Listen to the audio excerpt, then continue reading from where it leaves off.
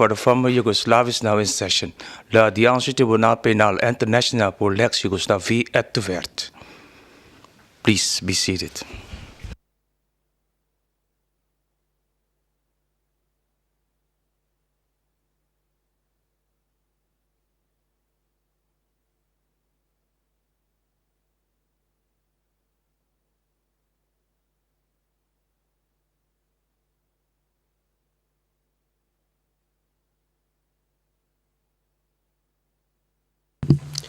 Yes, Mr. Nice. Honours, yesterday, in relation to the earlier part of the history generally, the Croatian indictment and part of the Bosnian indictment, I set out the range of links that may be shown connecting this accused to the various crimes with which he is charged. And shortly I'm going to return, although I hope in swifter form this morning, or in a swifter manner this morning, to those links that exist in relation to the Bosnian indictment. But it may just be useful to pause for a couple of minutes and to take stock of where we are.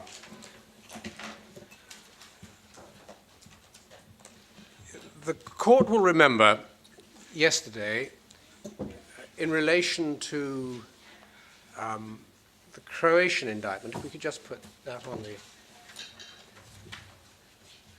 overhead projector again, that I made the point that the declared independent areas that are shown there, except they're not coming up on my screen at the moment.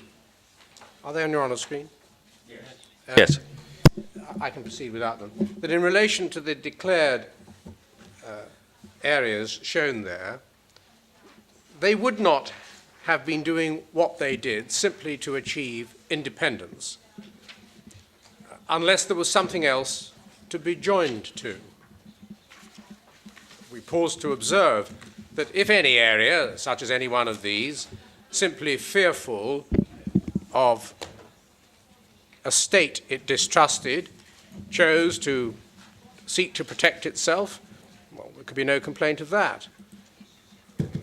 For example, I suppose, if, when we look forward, if the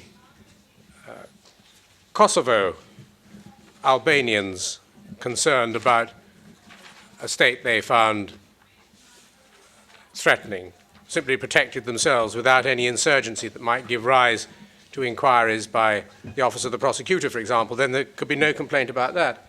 But going back to Croatia, it wasn't a case simply of seeking to establish independence. It was absolutely a case of seeking to be joined to something else, namely to Serbia. And if we just look and remind ourselves that there's a gap between Western Slavonia and Eastern Slavonia, the evidence will probably reveal to the Chamber that there would have been a desire and effort to take that area as well, but that it was impossible. But more significantly, what about Eastern Slavonia? Was this an area of Serb population majority? No, it wasn't. The reverse. It was an area where they were in a minority. And yet it was an area that was cleansed. Can we now turn to the map in relation to Bosnia and look at it in just a little bit more detail? I'll leave it on the video. Yes.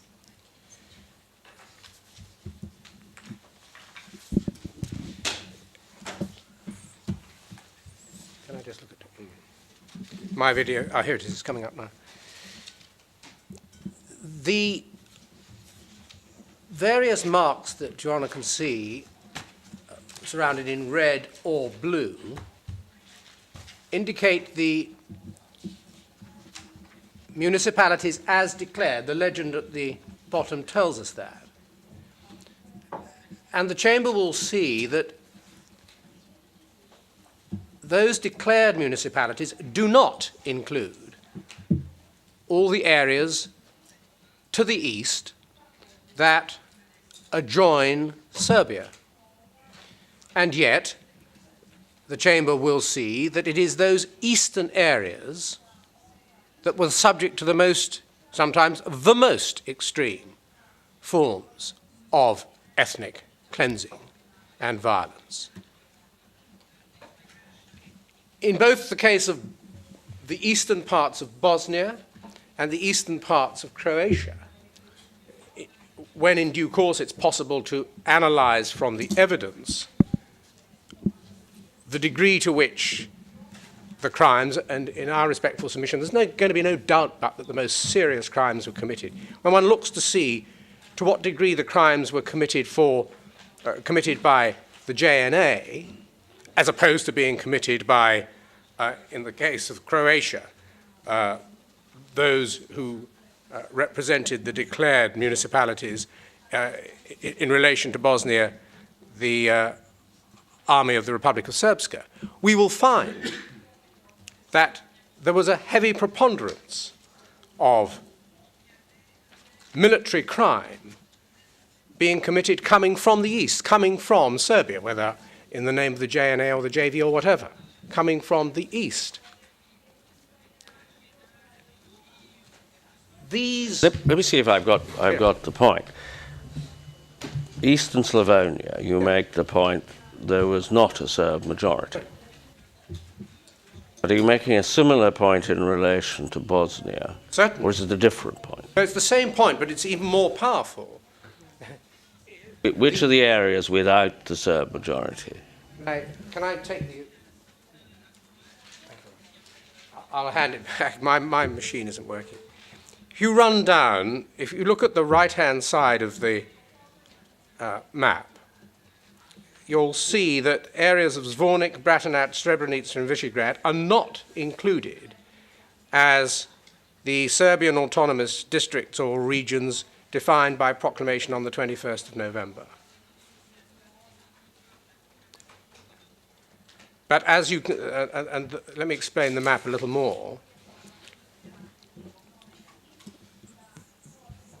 The areas surrounded in blue or red are, as the legend reveals, the proclaimed Serbian autonomous districts. The areas shaded in grey are those that feature in the indictment.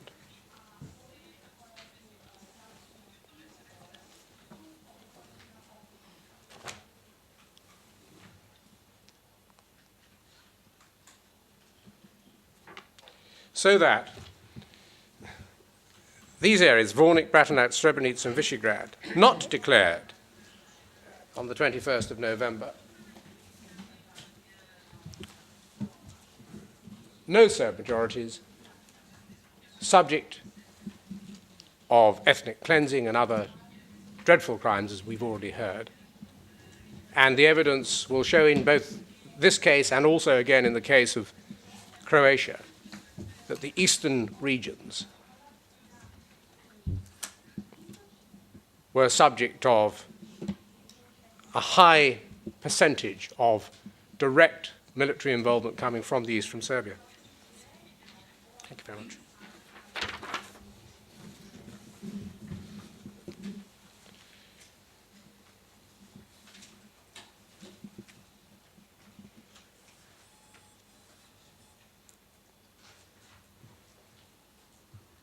And the point is perhaps obvious, but in our respectful submission, powerful. These regions in both states, Croatia and Bosnia, declaring their autonomy or independence, weren't just doing it for themselves, they were doing it in order to be joined to something else. Was it purely fortuitous that they wanted to be joined to something that was going to be headed by this accused? Or was he, as we say, for all the reasons already advanced, a party to precisely that plan? The facts I have just summarized, of course, indicate powerfully that of course he was a party to that plan.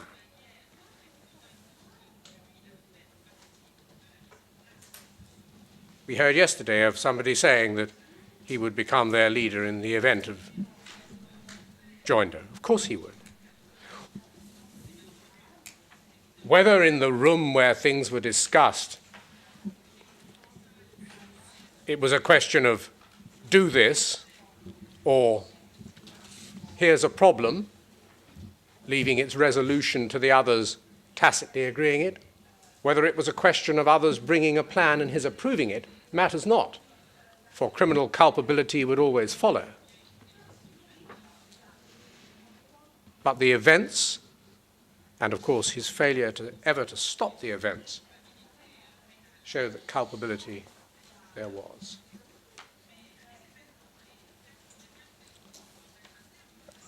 We've rather assumed, I can just put this, and perhaps unhelpfully to some of those watching, we've rather assumed that everybody knows the map of Yugoslavia from working in this place. We haven't actually put one on the overhead projector, and perhaps at some stage we ought to do so, although the overhead projector isn't the best vehicle really for seeing maps. But can I just borrow the thing? Thank you very much. If I can move the microphone. For those who are less familiar, what I'm saying is that the areas here, whoops, not very good, are the areas subject to this particular concern by the accused, we would say, and others. The consequence of success in these areas and joining up Slavonia with West Slavonia, the consequences of success in Bosnia would be, of course, to create an enormous area joined up and going round under Serb control. Your Honour, with that recap of yesterday's position, can I return to where we were, but as I've indicated, having given the accused an opportunity to know the categories of material, the natures of connections upon which we rely, I will now attempt to move more swiftly.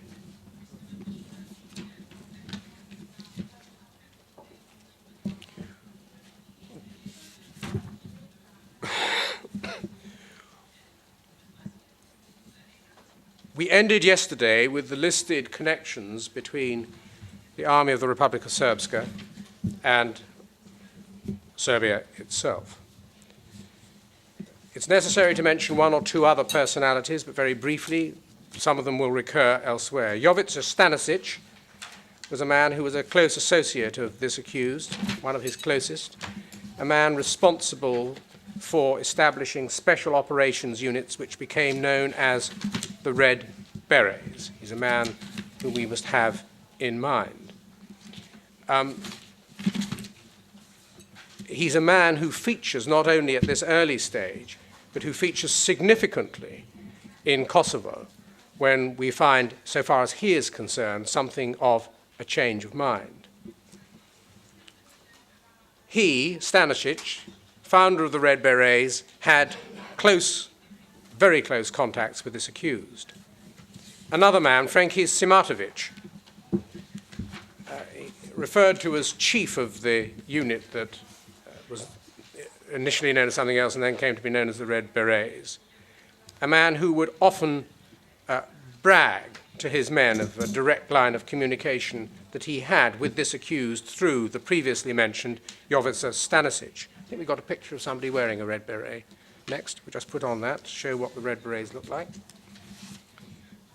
This isn't anybody in particular. It is to him, of course, but it's a Red Beret uniform. The man Simatovic supplied Arkan and with ammunition and supplies and had a close relationship with Arkan until 1994, when Arkan's Tigers were incorporated into the ranks of the Red Berets. Further connections to this accused. Simatovic used the Red Berets to help distribute weapons in both Croatia and Bosnia. And putting the Red Berets and Perisic together very briefly, there was a time when Perisic was commander in Mostar, and he initially may have objected to the Red Berets being there because they took orders directly from Belgrade. He was overruled on that eventually. I'm not going to say more about Arkan. I dealt with him at some length yesterday. Safe to say that on one occasion,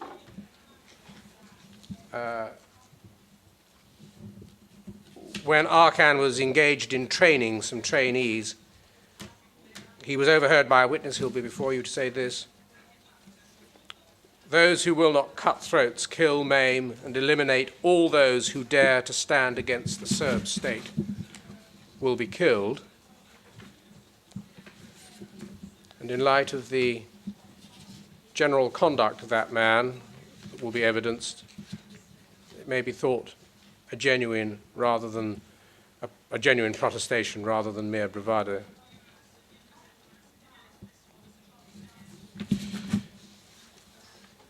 I've already dealt briefly with the Serbian Ministry of Defense. 233. I say very little more about it at the moment, save to say this, that the accused was instrumental in passing or having passed a Serbian law on defense on the 18th of July 1991, which placed the police and the territorial defense under his personal control. And I think we've now got Article 39 of the order that dealt with that. It reads as follows: "In times of war or an immediate threat of war and in emergency situations, the territorial defense may be reinforced with volunteers too." Significance of that may become apparent a little later.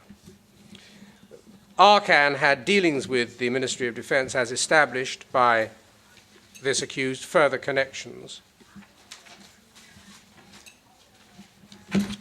The accused himself had very regular contacts with that ministry and daily contact with the man, General Simovic, who was its head for a time. The Bosnian MUP, another body of which you'll become aware in the evidence, established early in 1992 when the authority of the Republican MUP was abolished.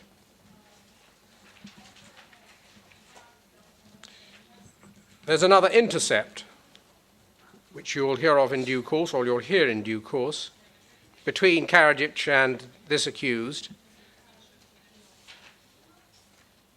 where Karadzic told the accused this: "The Muslims were simply heading towards division of Bosnia and Herzegovina. We will carry out the establishment of regions and set up our MUPs wherever we are in power."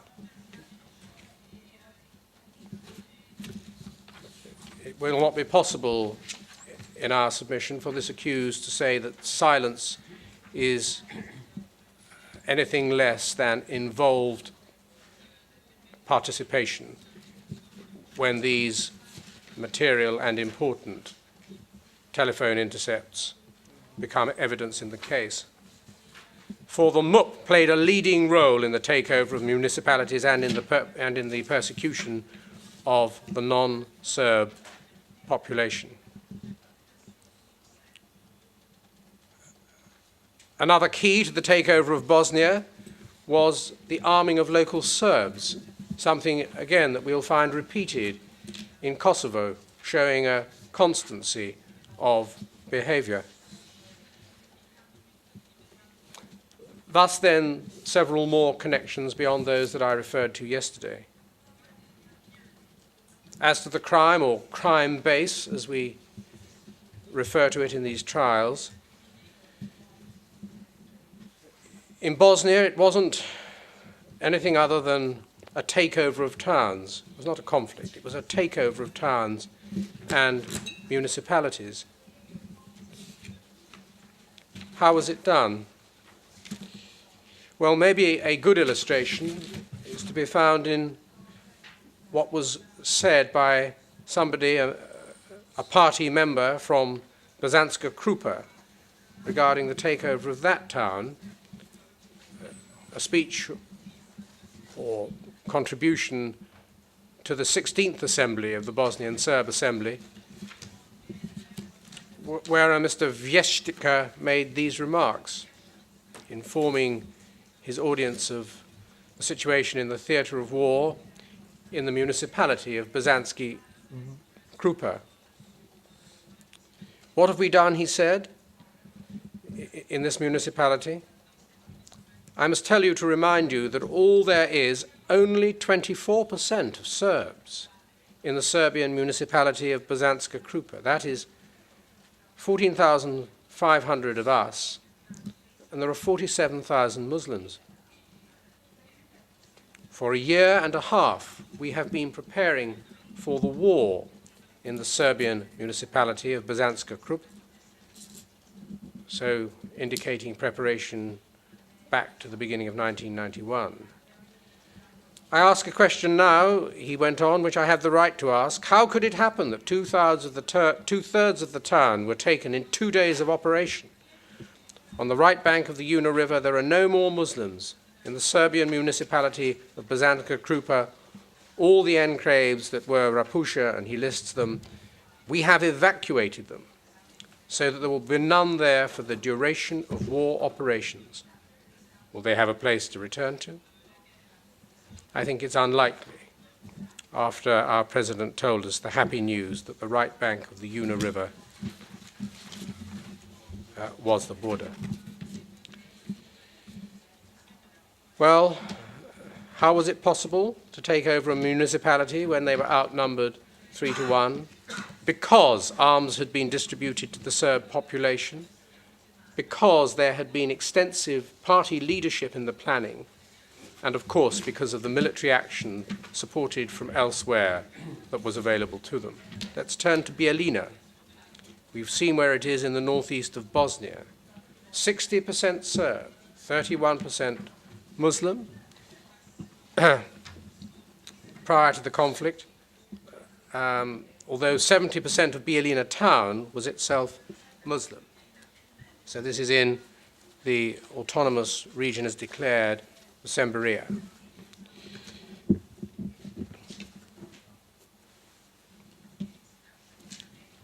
One of the first targets, it would appear, of those masterminding this operation, and it was Arkan who made perhaps his reputation there. He'd been seen in the town frequently enough, familiarizing himself with the streets before the attack, an attack which involved the JNA as well as Arkan's men. The JNA which had helped distribute arms in advance to local Serbs. The JNA which provided no protection for the town when Arkan attacked. It did free some of Arkan's men when they were trapped by Muslims. And when Arkan had finished, the JNA moved in to secure the town. A former policeman from this town will describe seeing Arkan there, as well as seeing others, including Mrs. Plavsic and a man called Fikret Abdic. Plavsic and Arkan met on plainly familiar terms, and the witness was given the responsibility of collecting bodies. As a former policeman, he had some experience in the investigation of crimes, and the corpses scattered around the town had for the most part died from gunshot wounds in the mouth, temple, or back of the head, none of them wearing uniforms, and their number including women and children. Coming down the Drina River, and now to one of those places I referred to earlier, Zvornik, attacked without any provocation by the JNA, as well as paramilitaries, shelled from positions within Serbia proper, the subject of the attentions of Arkan as well. Kozluk, I don't think we have marked, an entire community of Muslims from there, 1,800 in all, gathered up in the Kozluk settlement of Visegrad. And of course, the court will remember how I described one part of this event as my opening passage at Your Honour's court. But what was interesting was perhaps the ending of Visegrad, shown in part on the photograph on the Elmo. Those moved were forced to sign over their property to local Serb leaders and then board buses for Serbia. What happened to them in Serbia? Well, they were kept in a train yard for several days while they were given Serbian passports. With the Serbian passports, they were then transported over the Serbian border into Hungary and Austria.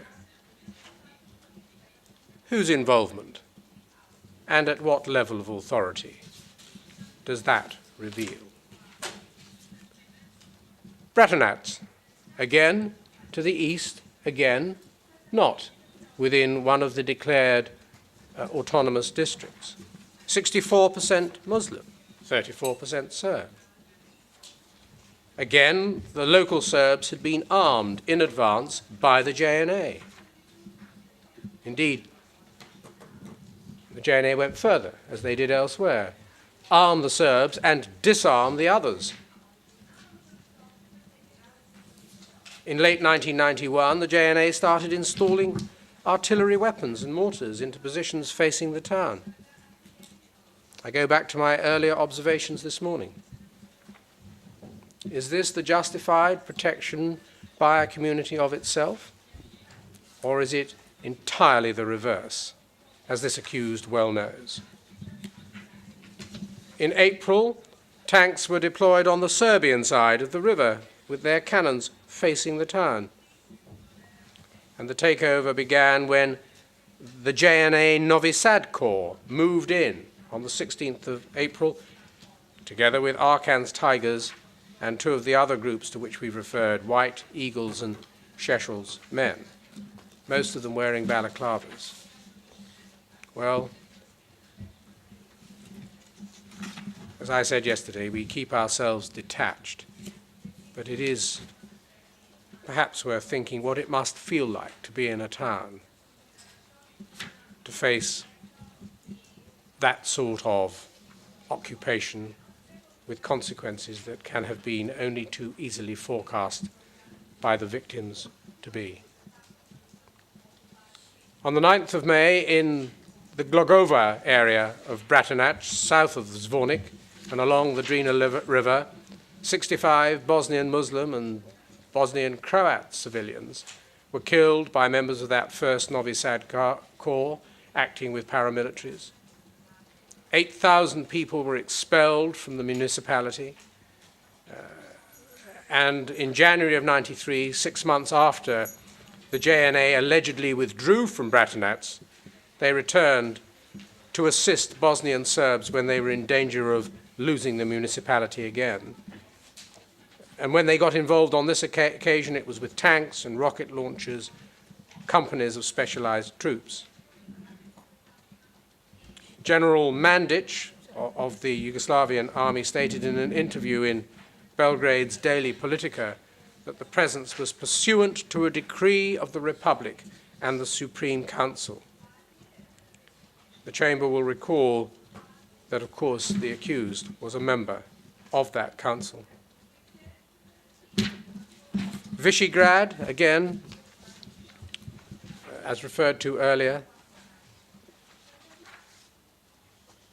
in the course of that takeover, Muslims gathered from the town and surrounding settlements, systematically searched, told what was coming their way by White Eagles who were controlling the town.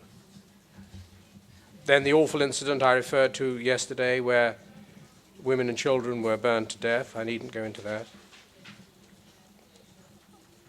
In June of the same year, in the same area, execution of non-Serbs, including women and children who were executed and thrown into the Drina River. Summary executions followed.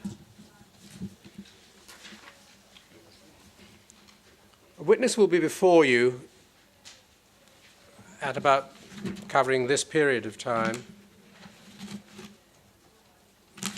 who overheard Radmilo Bogdanovic, a sometime Serbian Minister of the Interior, arguing with the man Šešelj in a hotel in Bratunac about the takeover in Visegrad. This is what was overheard.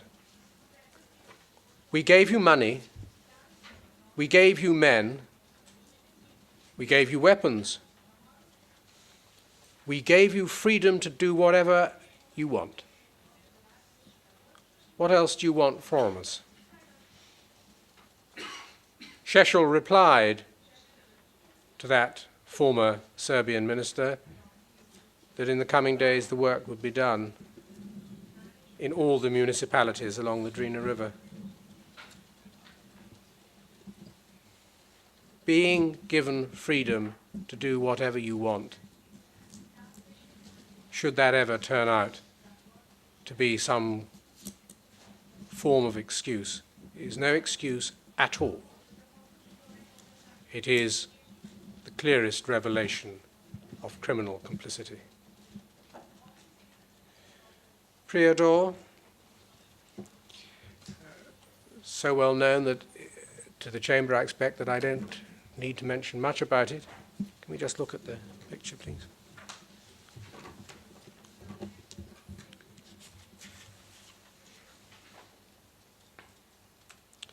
In the municipality of Prijedor, hundreds of non-Serb civilians systematically killed in various places. A large number of killings continued in various camps, including Amasca and Karatam, throughout 1992.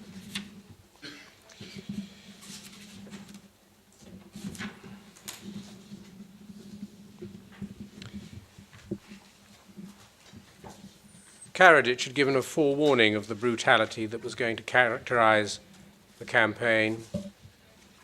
In an order issued on the 22nd of September 1991, he said this of his own aspirations and of those whom he led: "Should these just and aspirations of the Serbian people be opposed, have no mercy. An eye for an eye." Is the accused detached from that approach, if it's an approach that will be established in evidence? It may be thought not thus far by the things that he said in the hearings here. Yes, we have a video of the Prijedor camp. Just have a look at that, please. It's the Tronopoli camp, sorry.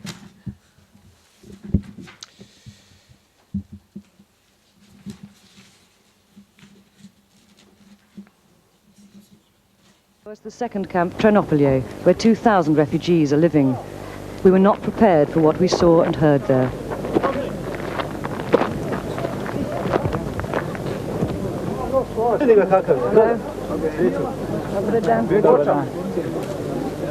How long has he been here?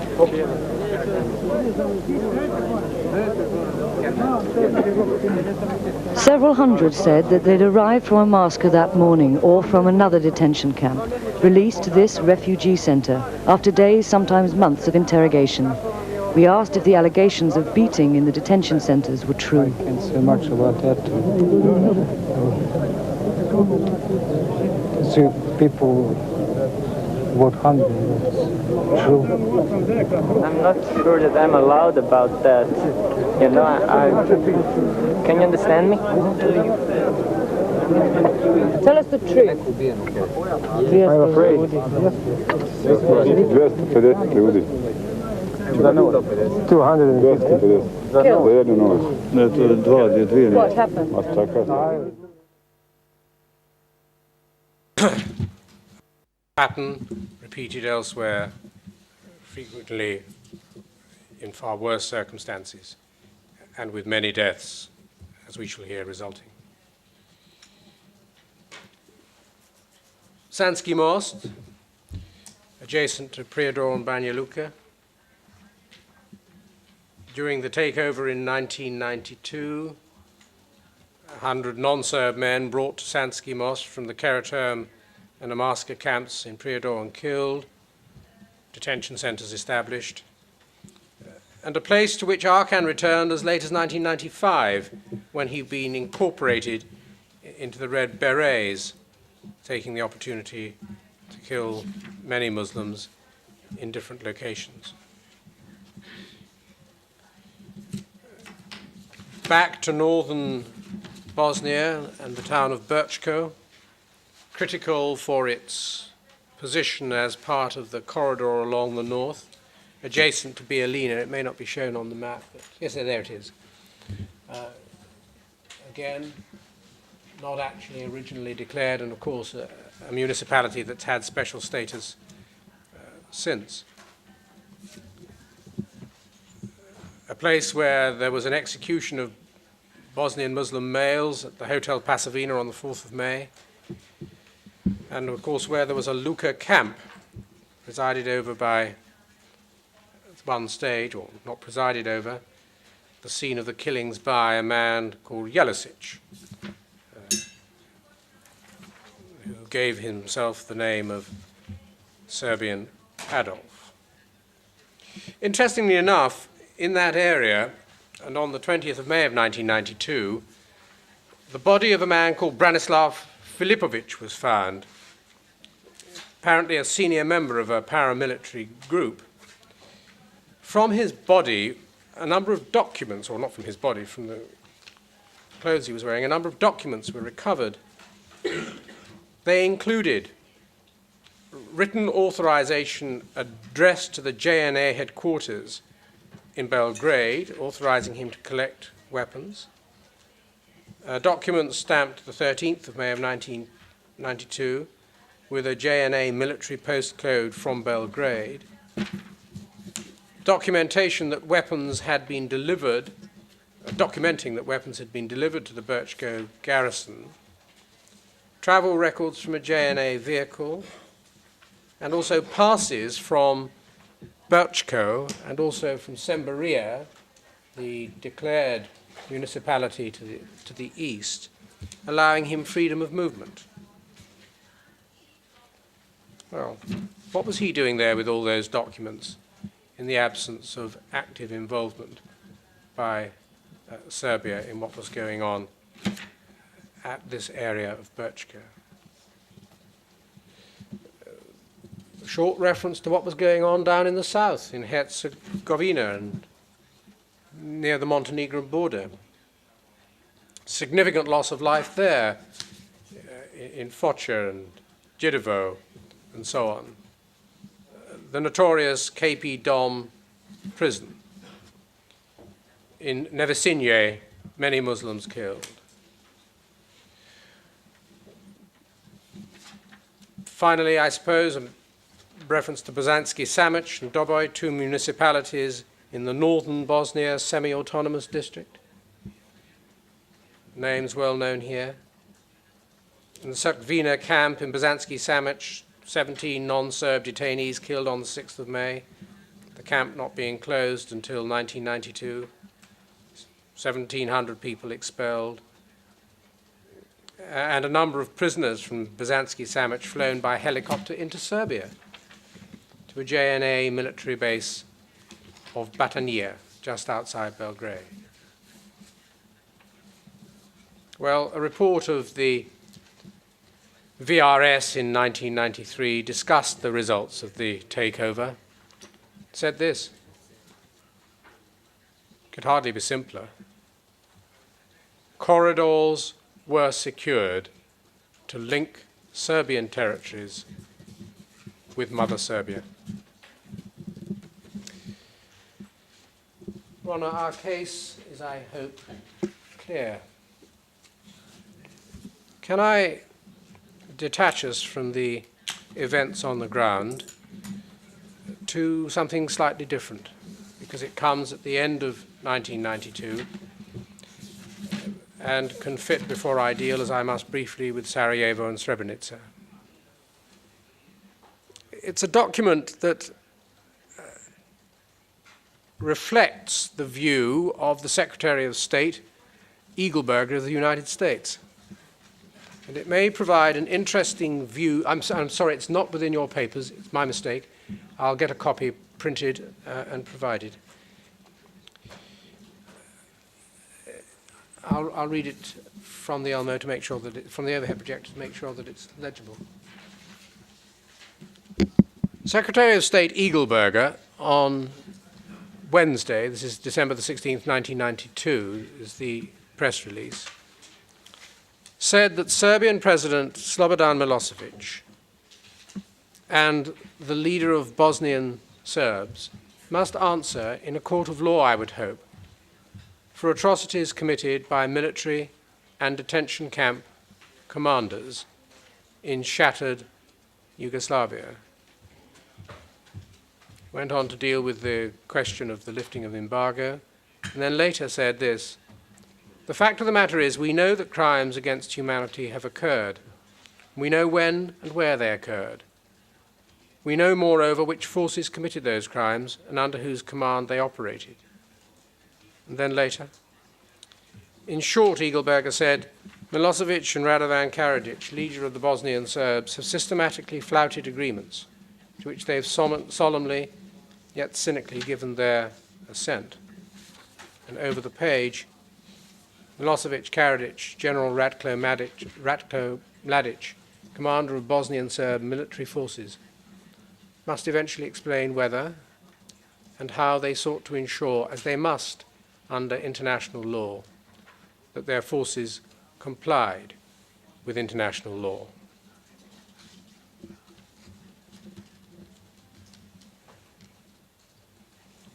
Well, no doubt the accused will make further reference, as he had, to what was to happen later, at Dayton and so on. Well, this tribunal is only concerned, perhaps tangentially, with the workings of politics. But let there be no doubt. First, this accused was already being identified, well identified, for complicity. But second, and the point of irresistible importance in this case, he was on notice from the highest authority of his duty to comply with international law. And it will be for the Chamber to decide in due course whether he took any notice of that warning and others like it at all.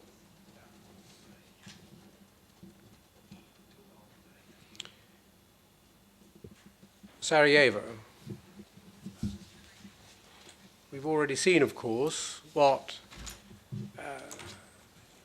Karadzic said in his 6 points about what should happen in Sarajevo. And in response to what was happening in northern Bosnia, the Bosnian president, Alija Izetbegovic, issued a mobilization call for the Bosnian territorial defense. Bosnian Serb leadership said they regarded this as an act of war. And we have one picture here of a victim of what was to follow in the awful events of Sarajevo. That declaration of war led to some changes in the joint presidency, particularly so far as Plavšić was concerned. The day after that declaration, the 5th of April 1992, Serb paramilitaries laid siege to the police academy in the southern part of the city. Forces moved down from Vraća Hill. And this town, or city, a clear and long-standing example of the integration of ethnic groups and of tolerance, place where Muslims, Serbs, Croats, Yugoslavs and Jews had coexisted. Indeed, they are places of worship, cheek by jowl together in the old town, was subject to the following, as it may be described. The siege of Sarajevo, for that's what it was popularly known as, was an episode, it may be decided, of such notoriety in the conflict of the former Yugoslavia that we must go back to World War II to find a parallel in European history. Not since then had a professional army conducted a campaign of unrelenting violence against the civilians of a European city, so to reduce them to a state of medieval deprivation in which they were in constant fear of death. In the time period of this indictment, nowhere safe for a Sarajevan, not at home, at school, in hospital, to be free from indiscriminate attack. The civilians who chose to remain in Sarajevo, about 350,000 of them, deliberately targeted by those forces of the VRS that encircled Sarajevo. Through the actions of snipers, civilians were shot in their homes as they watched television, drank coffee or prayed, shot outside their homes as they crossed the street, cleared rubbish, collected wood for heat or fetched water, as they rode in buses or on trams. In addition, shelling by the VRS, particularly through the use of mortars specifically designed to kill and maim, targeted civilians that queued to collect water at some of the wells, targeted groups of children playing near residences, schools, hospitals, targeted funeral processions, and of course, most notoriously, it may be crowded marketplaces. We accept that our proof against this accused, certainly at this stage, for complicity in these awful events is via his support for the Republic of Srpska and via his support for its army. We do not, of course, exclude the possibility of being able to go further in due course.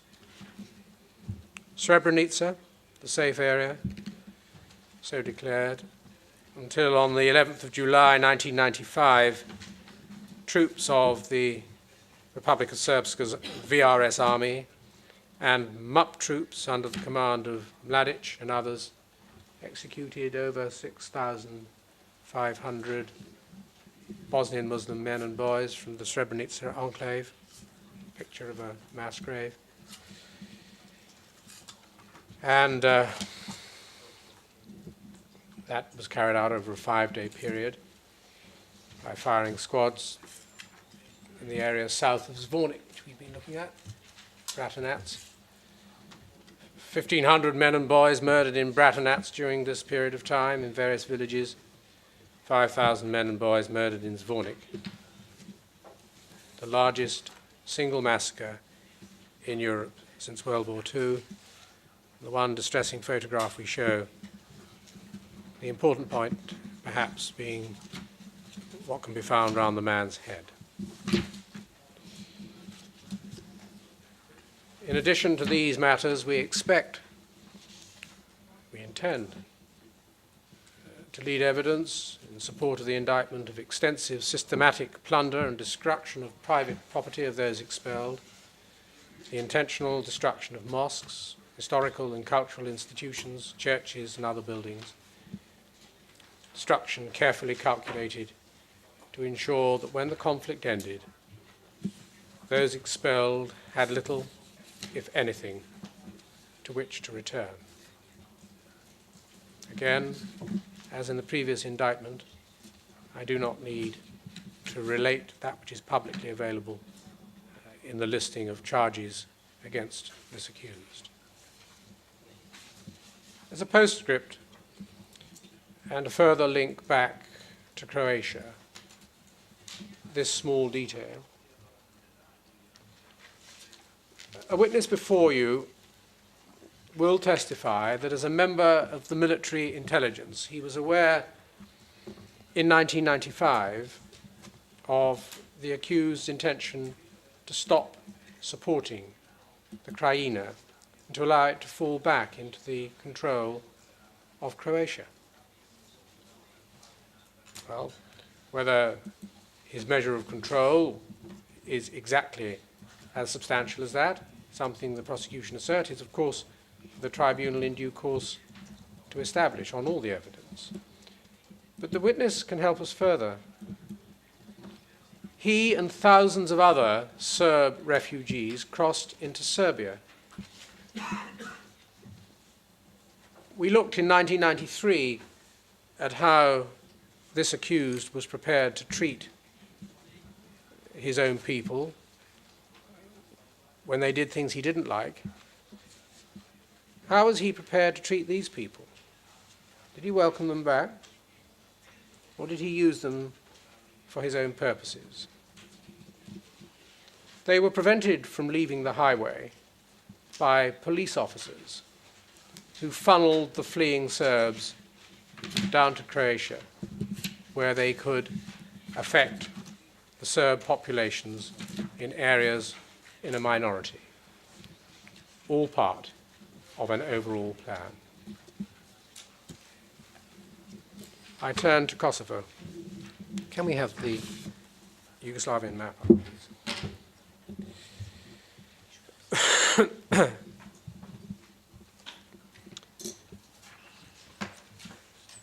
Kosovo is rather a small area, really, and it's being marked by Miss Graham on the map for us. Under the ICTY statute,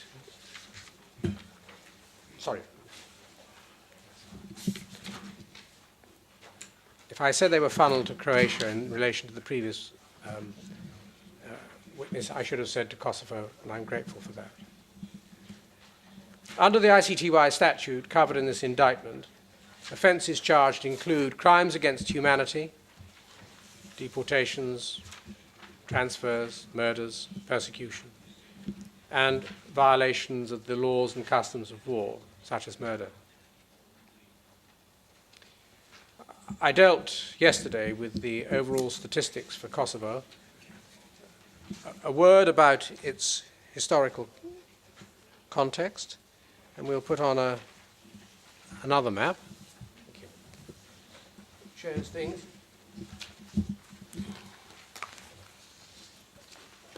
Or shows Kosovo itself, bordered by Montenegro, Serbia, Albania, and so on, rather better. It was one of the two autonomous provinces of the Socialist Republic, as I explained yesterday, had its own constitution, local government, and police under that 1994 constitution, and right up until 1989. It's been contested territory for much of its history. Various claims made about people's ancestors, and so on. It remained Ottoman or Turkish by rule until 1912, when it was taken by Serbian and Montenegrin forces in the Balkan Wars, then to be occupied by the Austro-Hungarians in 1915. Serb troops returned in 1918, and Kosovo became part of the Kingdom of Serbs, Croats, and Slovenes. In the Second World War, it was again occupied by Bulgaria, Germany, and Italy, and at the end of the Second World War, was formally annexed to Serbia. It's an area that's always been ethnically mixed, containing, of course, Kosovo Albanians and Serbs, but also many other groups, including Turks, Roma, and some Croats, some Bosniaks, and so on. I played yesterday the Kosovo Polje, No One Should Dare to Beat You video clip, and also the 28th of June 1989 speech. Between 1989 and 1992, with its autonomy dismantled by Serbia, and with its provincial institutions being dissolved, it was effectively being taken over by the Republic of Serbia. And Kosovo Albanians found themselves dismissed from their institutions and jobs and businesses, the majority of them state or socially owned. Discriminatory measures were put in place. It may be thought clearly aimed at altering the ethnic balance in Kosovo. The Serbs were able to come and take jobs, even when they're not particularly qualified for them, getting housing and benefits to lure them there. And indeed, there were the Serb refugees sent there, as I eventually, when corrected, reminded you.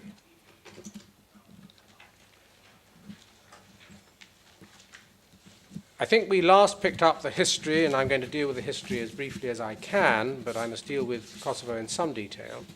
We picked up the history, I think, with the 7th of September 1990 declaration by the Assembly, the Kosovo Assembly of the Republic of Kosovo. There was then in 91 an unofficial referendum where they voted overwhelmingly for independence from Serbia. And in May 92, they held unofficial elections for an assembly and a president of what they called the Republic of Kosovo, a parallel government whose dominant political attitude was non-violent resistance. You heard yesterday, of course, how not so very many years earlier, and following the death of Tito, there had been the cry of Republika Kosovo. That's something that had actually been heard before, but we are concerned with its occurrence here and in the relevant part of the history that will drive conclusions in this case. In the face of this legal, social, and economic Serbianization of Kosovo, the Serbian Assembly denounced it as Albanianization of Kosovo and denounced that as the greatest ethnic cleansing in Europe.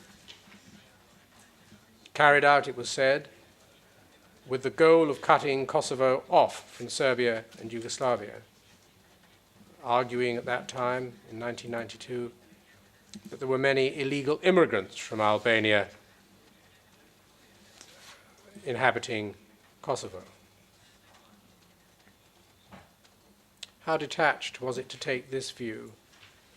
How detached from reality was it to take this view when ethnic cleansing by Serbs was going on in eastern Bosnia? Well, we pass through those awful conflicts and come, of course, to Dayton in 1995. The effectively non-violent Kosovo Albanians were disappointed in Dayton.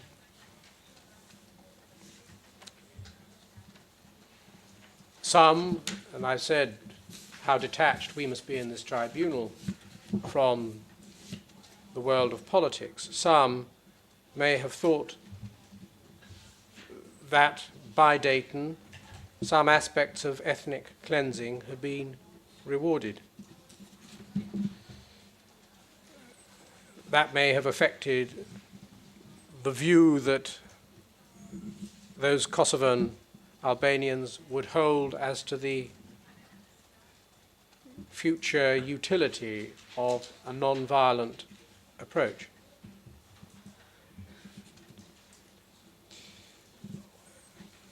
As we look at what was to come and the Dayton peace negotiations, of which no doubt the accused will speak, it's worth reminding ourselves, I needn't list them, that although President of Serbia, and not until much later, President of Yugoslavia, it was this accused who the politicians turned to between 1991 and 1995. The reason it may be, as I suggested yesterday, because he did have the power and it was hoped that he was the person who was going to be able to deliver. It may be that he was the person who impressed international negotiators with charm or even seeming reasonableness and moderation, even if appearances were different from what was revealed on the ground. I think he told Your Honours at his initial appearance he should be given credit for peace in Bosnia, not for war. Well, it may be that by the time of Dayton he didn't want war anymore, at least not at that time, because peace meant securing for Bosnian Serbs about half of the country that they devastated. It would mean an end to sanctions that were then in place, and it would, of course, end the massive drain of the Bosnian war machine.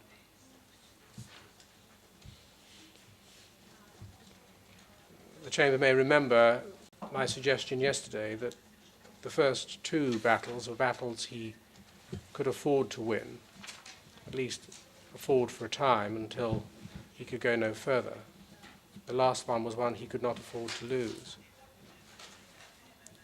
But of course, whatever decisions the accused made in 1995 have no effect on his involvement in what was done before, if the evidence reveals those to have been crimes.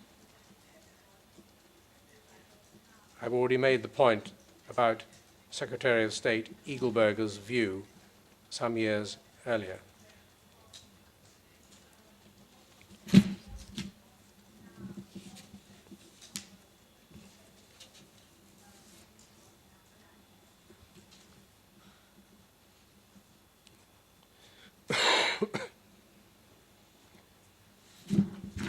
I move on from Dayton because I'm concerned with its effect on the Kosovo Albanians and on the history of what was happening in Kosovo.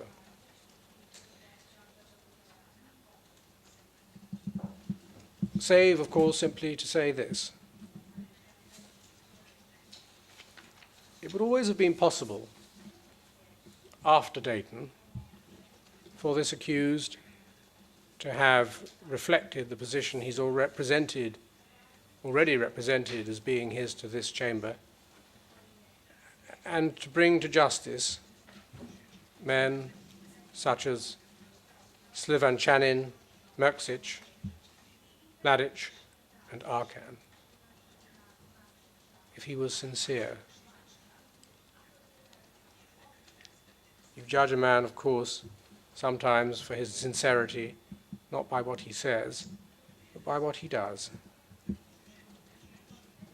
Those men he gave a home and refuge in Serbia, rewarding some of them with promotions and the access to great wealth. Following Dayton, in September 1996, there was an agreement signed by the accused and Ibrahim Rugova, the leader of the Kosovo Albanians, an agreement that should have provided some of the educational rights that had been taken away from the Albanians. Some hopes, actually, that the agreement would be implemented, but it wasn't. But Rugova pursued the non-violent strategy, even though he may have been having little success and getting little for it. And so it was in the mid-1990s that a faction of Kosovo Albanians organized the group that we know as the KLA, Kosovo Liberation Army, or UCK in the language of the Kosovo Albanians. And this group advocated a campaign of armed insurgency and violent resistance to the Serbian authorities, and indeed in mid-96, started launching attacks primarily on Serbian police forces, to which the Serbian police responded forcefully against suspected KLA bases and against suspected supporters of the KLA in Kosovo. In 1996, back in Serbia, or in Serbia generally, the accused may have felt himself under some pressure when local elections did not go his way. This probably followed economic pressures or may have reflected some entente between opposition parties. In any event, it led to the accused having some difficulties between November 96 and January 97 with demonstrations against him and so on. The Serbian MUP was pressed to use force against demonstrators. The man Stanisic, to whom I've already referred, resisted. Perisic also signalled he was against the use of the army. And it may be that it's at this time that we will see the beginnings of a rift between these two men and the accused. If so, was he beginning to feel vulnerable? If so, does that perhaps explain some of his subsequent conduct? Although the Chamber will be concerned to establish particular events and particular states of mind by hard evidence, it will inevitably, from time to time, hear or become acquainted with views about the motivation and driving forces of this accused. And it may be that at some stage it will need to consider as a possibility. This was an accused, a man who, when things were difficult, could find an advantage in, for example, the chaos of war, from which he would be subsequently, he hoped, able to rebuild something and move on. Well, if he was facing difficulties at home of one kind or another, and even the beginnings of dissent from those upon whom he had to rely, was he reaching the stage where, as I suggested yesterday, the forecast that Kosovo's turn would come was becoming an inevitability? In June of 97, in a speech in Kosovo, the accused made it quite plain that there was to be no international mediation for Kosovo, that it was forever an integral part of Serbia. Milosevic was elected as president of what was called the Federal Republic of Yugoslavia on the 15th of July 1997, taking up office on the 23rd of July. And we have another wiring diagram.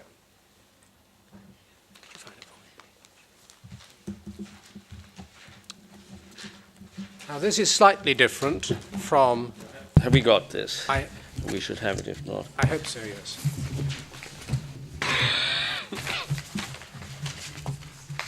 It's the new bundle you're going It's on the new to, is that bundle right? that was given yesterday, and I hope it's the middle of that, I think. Thank you very much. Oh, third item, thank you.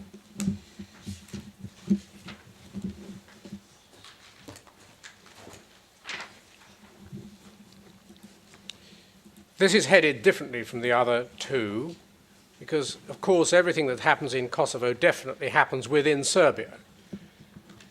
It's headed De Jure Command, Yugoslav Army, Serbian Ministry of Internal Affairs.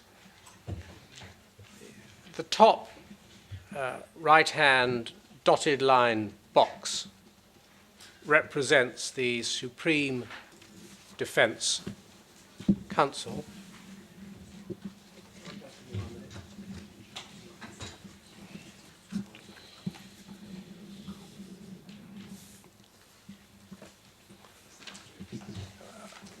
We've heard of that before.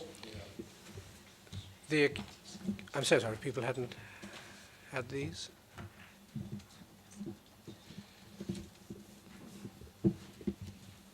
The accused, along with the presidents Djukanovic and Milutinovic, respectively of Montenegro and Serbia, constituted the Supreme Defense Council. And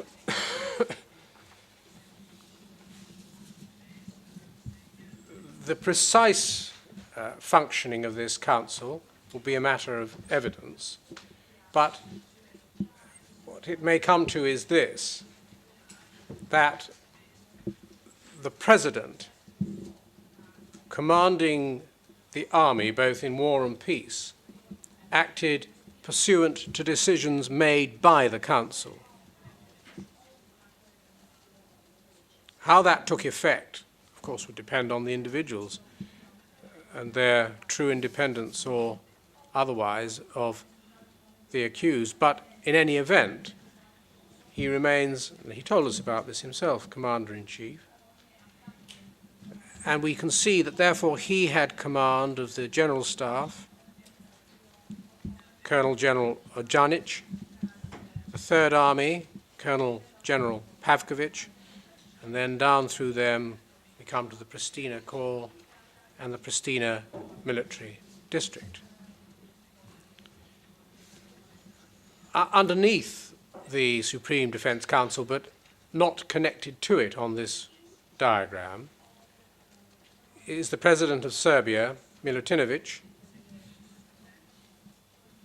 with a connection, and again, a matter for evidence how direct, to the Ministry of Internal Affairs, Stojilkovic, and the MUP.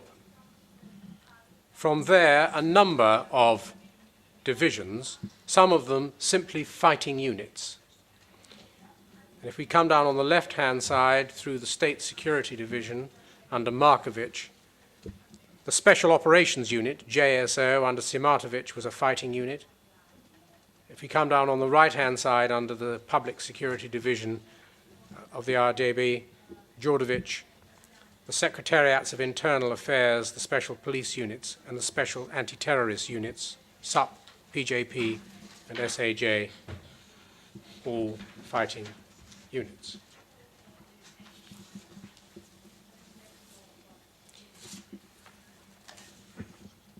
The prosecution's case is that whatever the technical division under law may have been, in fact, the accused had influence on all these bodies, and it may well be effective control. But in any event, under the law on defense, as commander of the army, he had the advantage of control over all units in time of imminent threat of war or a state of war, because there was then subordination of the MUP to the VJ. Mr. Nice. But you can see that your diagram shows his authority as being confined to specific units. I'm not conceding that his practical authority was confined in any way. This is what the de jure position was in time of peace. In time of war, the subordination of the MUP to the VJ in any event, so that he would have complete control at that time, and the evidence may well reveal that he had effective control at all times of all units in any event. But this is a diagram to take us forward in looking at the legal position when we have it before us. So we'll await the evidence. Huh? Yes, certainly. This is the legal position, and it's in very short form. I hope really a useful way for the Chamber to start its approach to matters of fact and law that it will have to analyse, or may have to analyse. So in his position as President, thus, in part, his powers. In 1987, August, student demonstrations at Pristina. In September 87, 97, I'm so sorry, Your Honour, yes, of course, 97. September, the position didn't improve, and there was further armed activity by Kosovo Albanians. In October 97, the police breaking up non-violent student demonstrations in Pristina. In October of 97, we have the following apparently sincere dialogue being opened up by the DB with representatives of Kosovo Albanians. But further student demonstrations, and in November, as we will hear from the very first witness in this case, an approach made to leaders of the Kosovo Albanians by those on behalf of the Serbian government, where the possibility of Kosovo attaining republic status within the federal Yugoslavia was raised. The Belgrade side of this discussion, if we can so characterize it, rejected that possibility out of hand, saying that if the Albanians insisted on such a demand, it meant war. It was also explained at that meeting, as we will hear from the witness, that there was a plan, a scorched earth plan,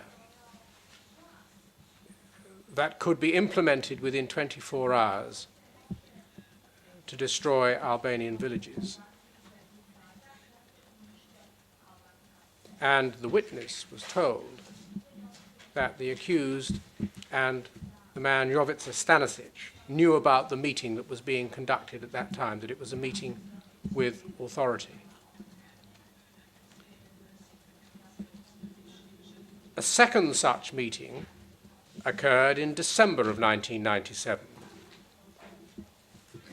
On this occasion, the witness from whom we will hear and Stanisic spoke privately.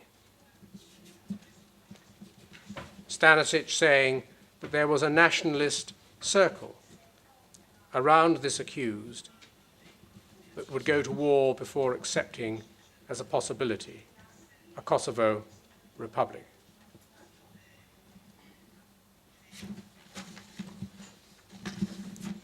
January 1998.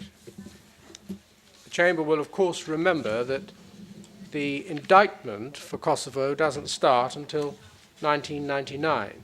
But nevertheless, a little of the background of 1998 must be sketched in.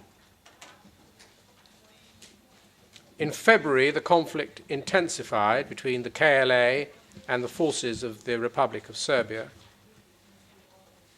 A number of Kosovo Albanians and Kosovo Serbs were killed and wounded during this time, with forces of the Republic engaged sometimes in shelling Albanian towns and villages, destroying property and expelling populations from areas in which the KLA was or was thought to be active.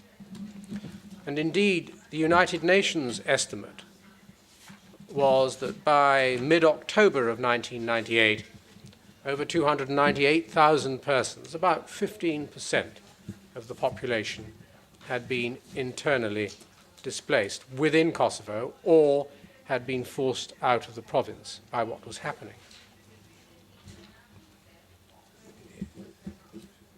As early as March of 1998, the Security Council, in its Resolution 1160, condemned the use of excessive force by Serbian police forces against civilians and peaceful demonstrators in Kosovo and imposed an arms embargo on the Republic.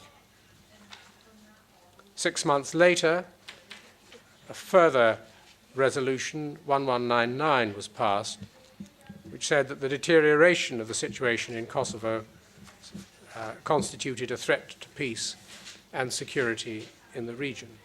and demanded that all parties cease hostility and that the security forces used for civilian repression be withdrawn.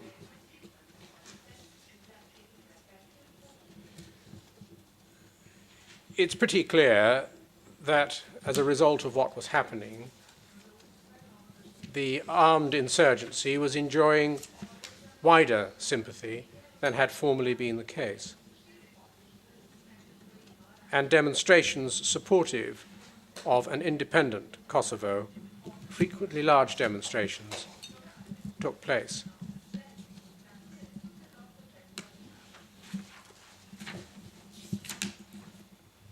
A mention of a man we've heard before, Vojislav Šešelj. In March of this year, 1998, he became the Deputy Prime Minister of Yugoslavia. He, the Chamber will remember, President of the Serbian Radical Party, founder of the Serbian Chetnik movement, and the Deputy Prime Minister of Serbia from this date until 2000, throughout the period of the war in Kosovo.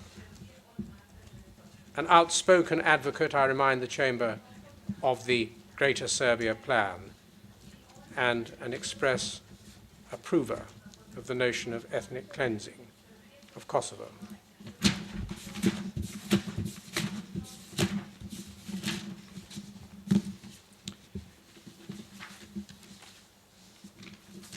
Within Kosovo in 1998, there was one particular attack on the family of Ahmeti in a compound in Likasan or Likasani, 16 people killed, 10 more killed on the following day.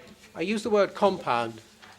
There's one feature of Kosovo Albanian life that distinguishes them from others.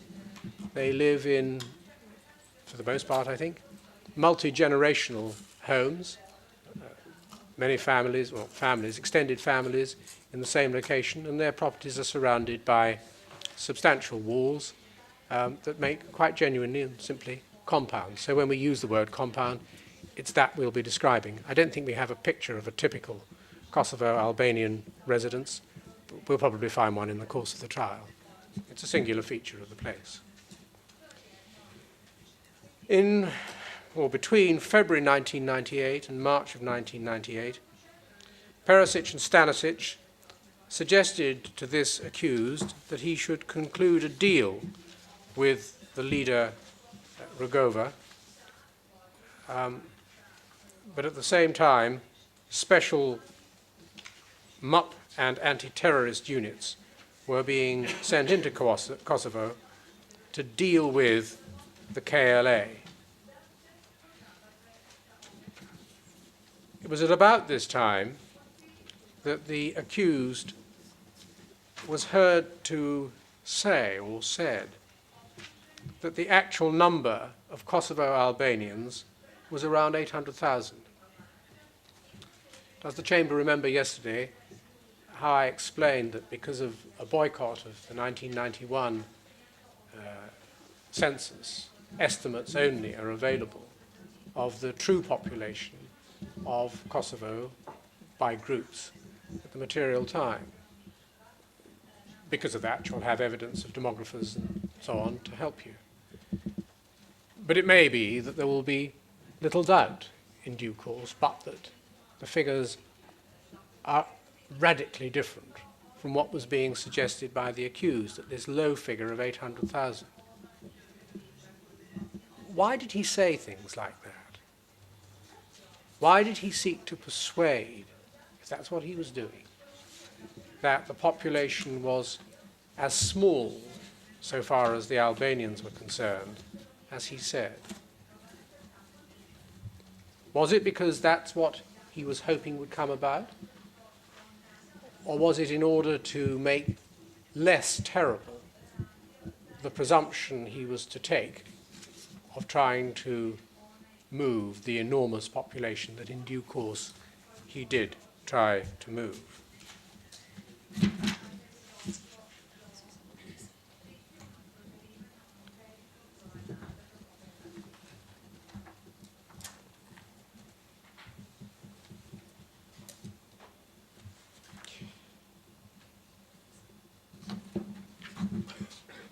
the point that he made to the witness I've referred to already was something he made to others. And the court may wonder whether there was emerging in his mind an exit strategy, as it were, for Kosovo, along the lines of the exit strategy that had worked, in a sense, for Bosnia. By the Dayton Agreement, the Serb part of Bosnia, as it had been, was still almost wholly monoethnic in favor of the Serbs. He may have thought, this accused, that blame had been forgotten. He may have thought that whereas the decade of enticing Serbs to Kosovo, luring them there, had not achieved the objective he had in mind, that he could do again what he'd done before and not be blamed for it. And I don't know if that's a convenient moment or if that's too early.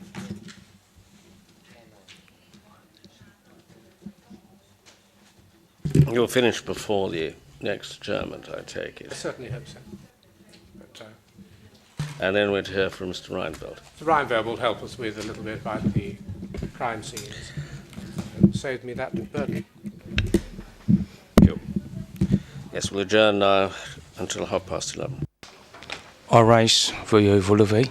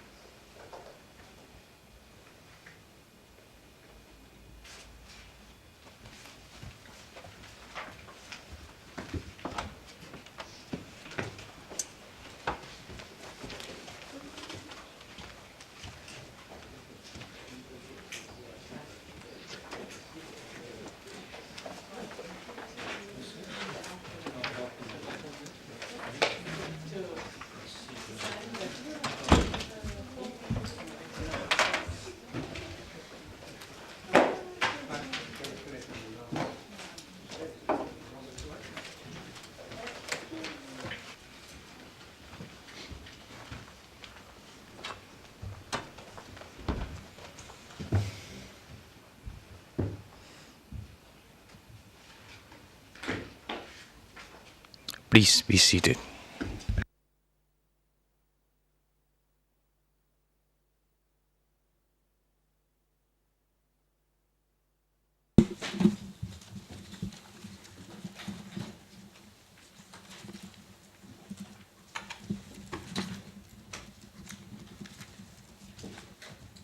Yes, Mr. Slight. From 1998, ahead of the indictment period, of course, you will hear of a heavy attack on a compound of the Yashari family, where 54 people were killed.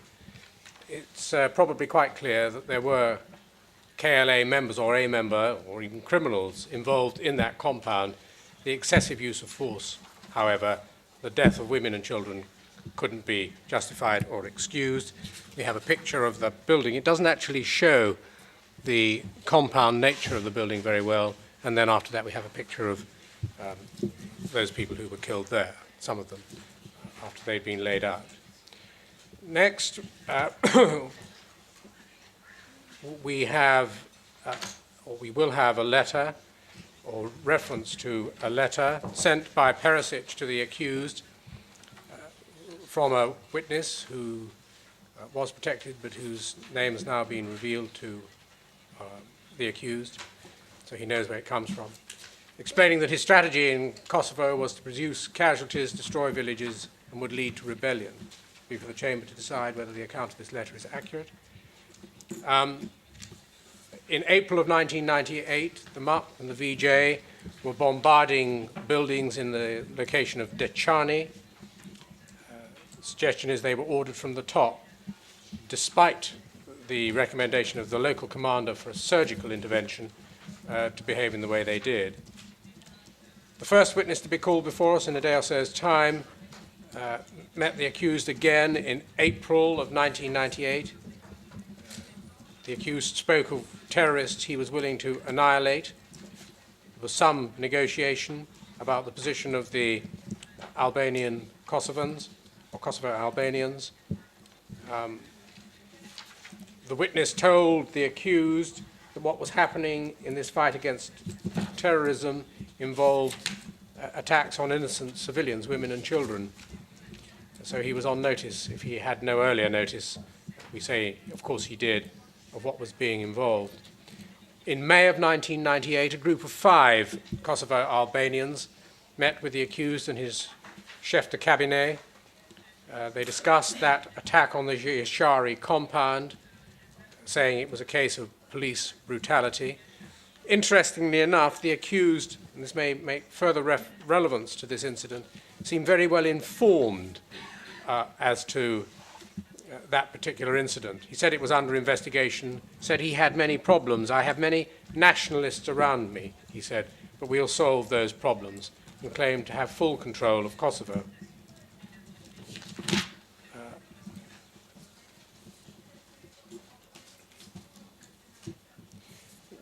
We have evidence that there was the arming of the Serbian population of Kosovo in preparation for what was to come. And there's a document, I don't think we're going to produce it at the moment, unless I'm mistaken, going to show quite clearly that weapons were to be distributed to Serbians and the Montenegrin population.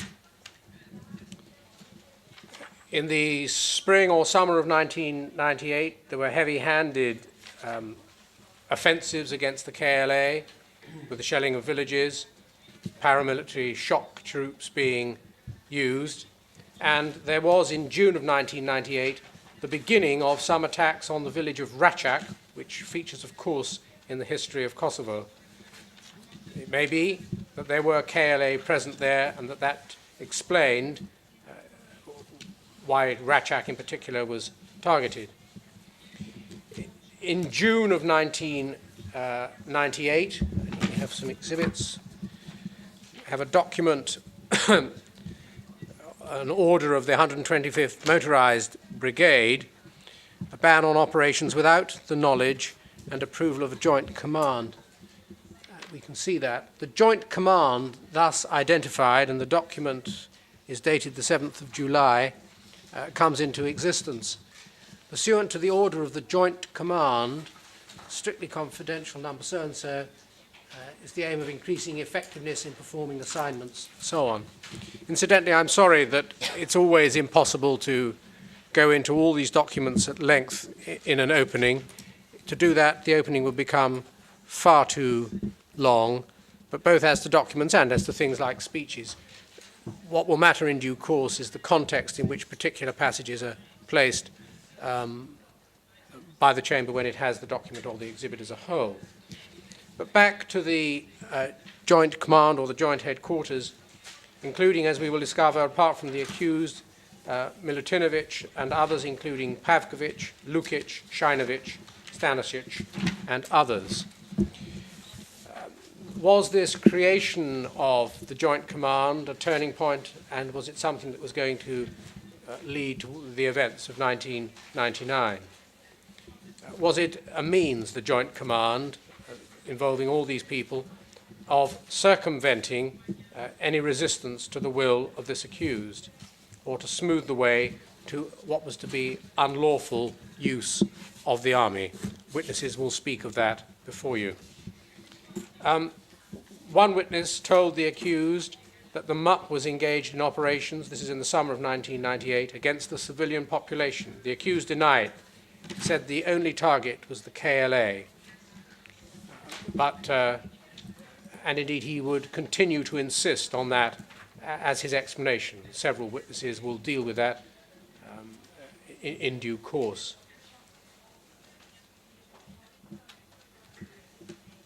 And I needn't go into that in any more detail. On the 28th of July of 1998, Peter Ilic, head of the Pristina Defense Administration, issued to all Kosovo municipalities the Joint Command for Kosovo, regulations for the defense of inhabited areas, including the separation of populations and the use of force by the army, including artillery, support for the MUP, and so on. So plans were in hand at that stage, including separation of the population, including use of the army to deal with points to come under the Joint Command for Kosovo.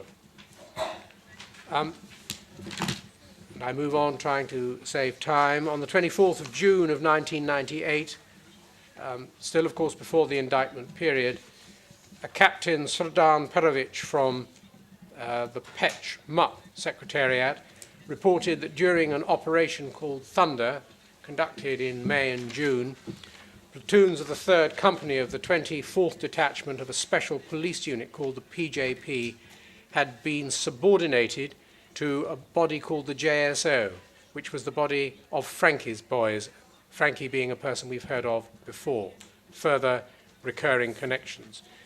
The same Captain Perovic also reports flatly that during the operation, no one demolished, torched, or looted facilities. Why, one might ask, was it necessary to put such a thing in a report?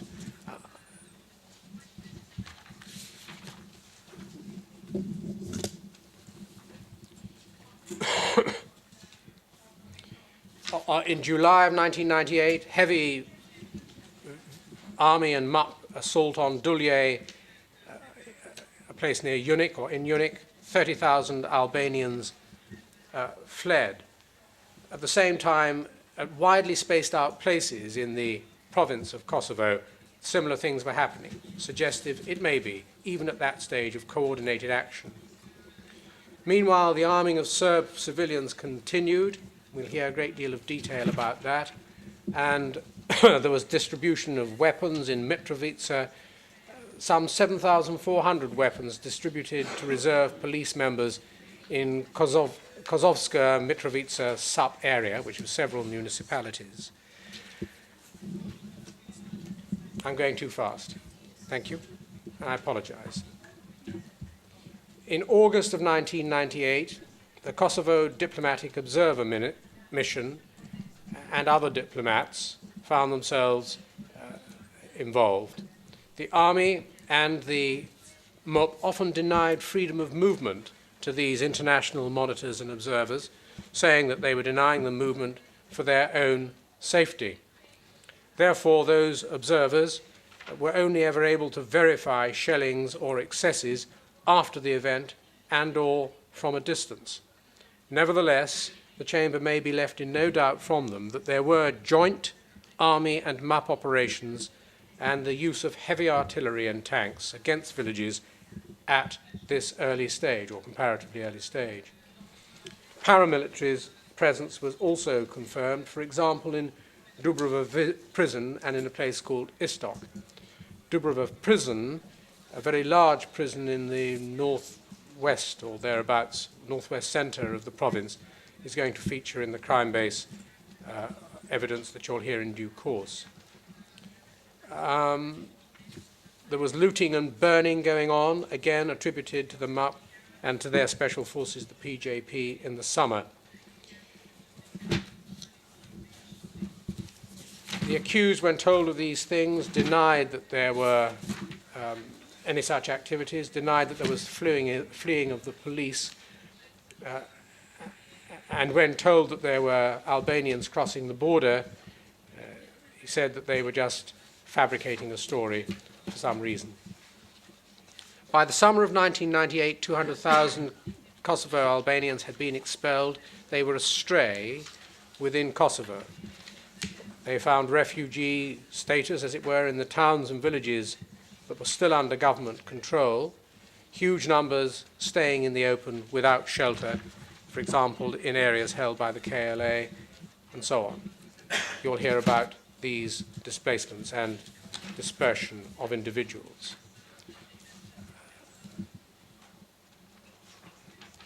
Where there was looting, and there was looting from time to time, in excesses against Kosovo Albanians, no intervention by the, or no satisfactory intervention by the MUP on their behalf.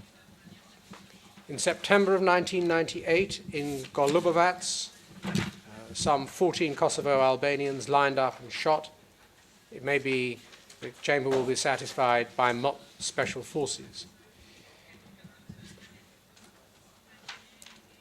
In September of 1998, on the 28th of September, the Serbian Prime Minister Mirko Marjanovic publicly stated that government forces had regained unchallenged control of most of Kosovo and that the rebellion of the KLA had largely failed. Peace had returned to Kosovo, he said. However, of course, contemporaneous documents and other evidence reveals to the contrary. And it reveals that the army, the territorial army, was mobilizing, that the MUP was calling up reserves, that there was a vigorous effort that was creating tensions with the army reserve mechanisms as both bodies were calling up the same people. Serbs were being armed, training was being provided, and peace had not returned to Kosovo. On the 29th of September of 1998, Paddy Ashdown told this accused that his troops were violating the Geneva Conventions, and his exchange will be of value to you, that witness having particular experience of his own of relevance. This led to the negotiations between US Ambassador Holbrooke and the accused, involving NATO Generals Naumann and Clark. It's well known, of course, that General Clark has detailed these events in his book, and we'll be hearing from General Naumann, I trust. But statements about Albanians by Milosevic, it may be, could be characterized as dehumanization of another group, straight incitement to ethnic cleansing. And General Naumann will further testify as to the conduct of these negotiations, including that the accused control appeared to be not only of the VJ, of the army, but of the MUP as well, for whom he appeared to speak. He'll also speak of the role of that Deputy Prime Minister Shinovic over both the army and the MUP. In October of 1998, Stanisic was replaced by Markovic as head of the state security of the Serbian MUP, one of several replacements of key positions of the army and the MUP that the Chamber may be satisfied were driven by the accused's need to remove voices of dissent to his policies in Kosovo. A more forceful role for the army with the MUP in Kosovo may have been required than that which the previous office holders would have approved of. In the area of international politics, the accused was going through the motions of political settlement. Domestically, he was gathering around him persons who, as one witness will explain, were prepared for a brutal resolution of the Kosovo question. Still, the documents tell the same story: ethnic division, ethnic mobilization of one part of society, disarming another.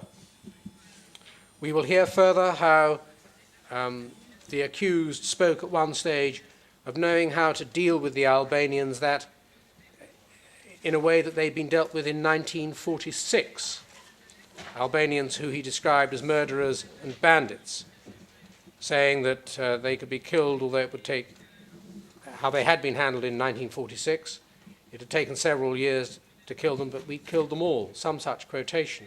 Not quite clear what it refers to, but in 1946 there was a counterinsurgency in Kosovo, it appears, where there was much destruction of Kosovo-Albanian communities and villages. A component of the agreement between Holbrooke and Milosevic was the agreement on the OSCE Kosovo verification mission, signed on the 16th of October by Chairman of the OSCE, Geremek, and the Foreign Affairs Minister, Jovanovic, for the Republic.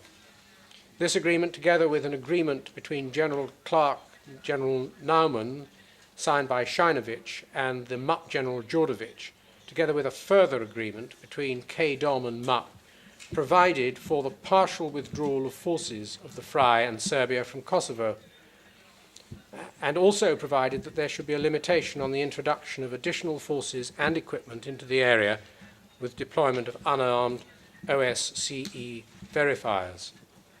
At that stage, what was the presence of police in Kosovo? Very considerable.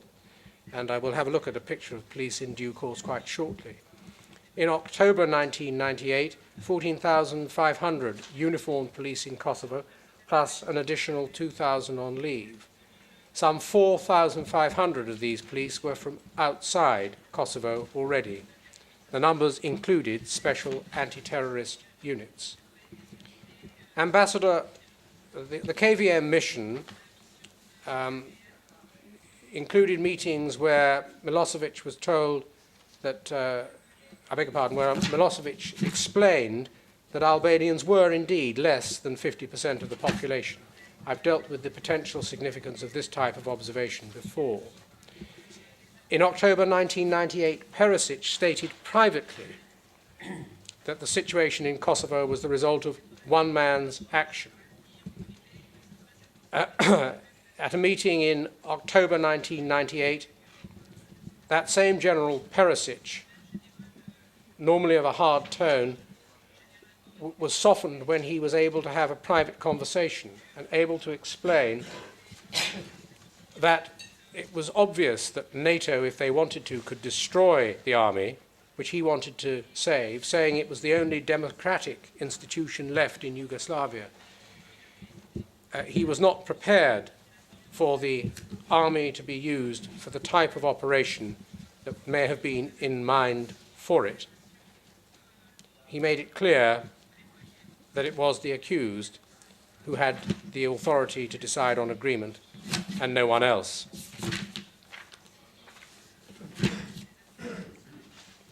Tanks and artillery continued, however, to be used, or I beg your pardon. At further meetings, it was made quite clear to the Serbian leadership that tanks and artillery in use against civilians and villages was not acceptable, and that if that wasn't accepted so far as the Serbians concerned, then NATO would act.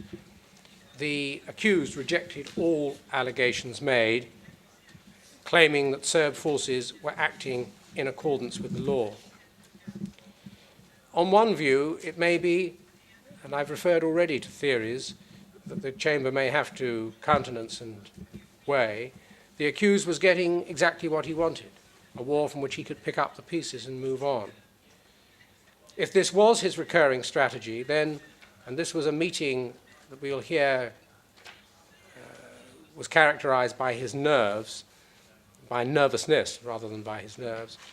If he was nervous, then perhaps it was because he knew he was about to take a risk with the lives of other people, which he may not have regarded as highly as the risk he was taking in respect of his own career.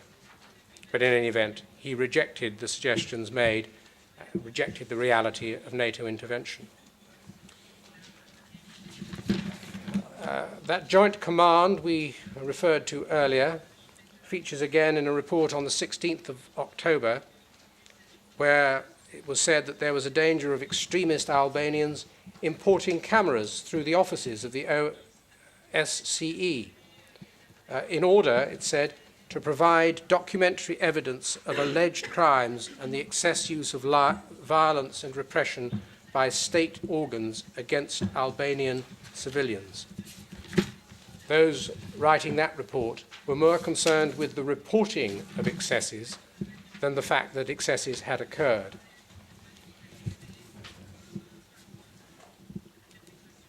We then come to a meeting on the 24th and 25th of October involving Naumann, the accused, and others, where he was told that the hammer was cocked and that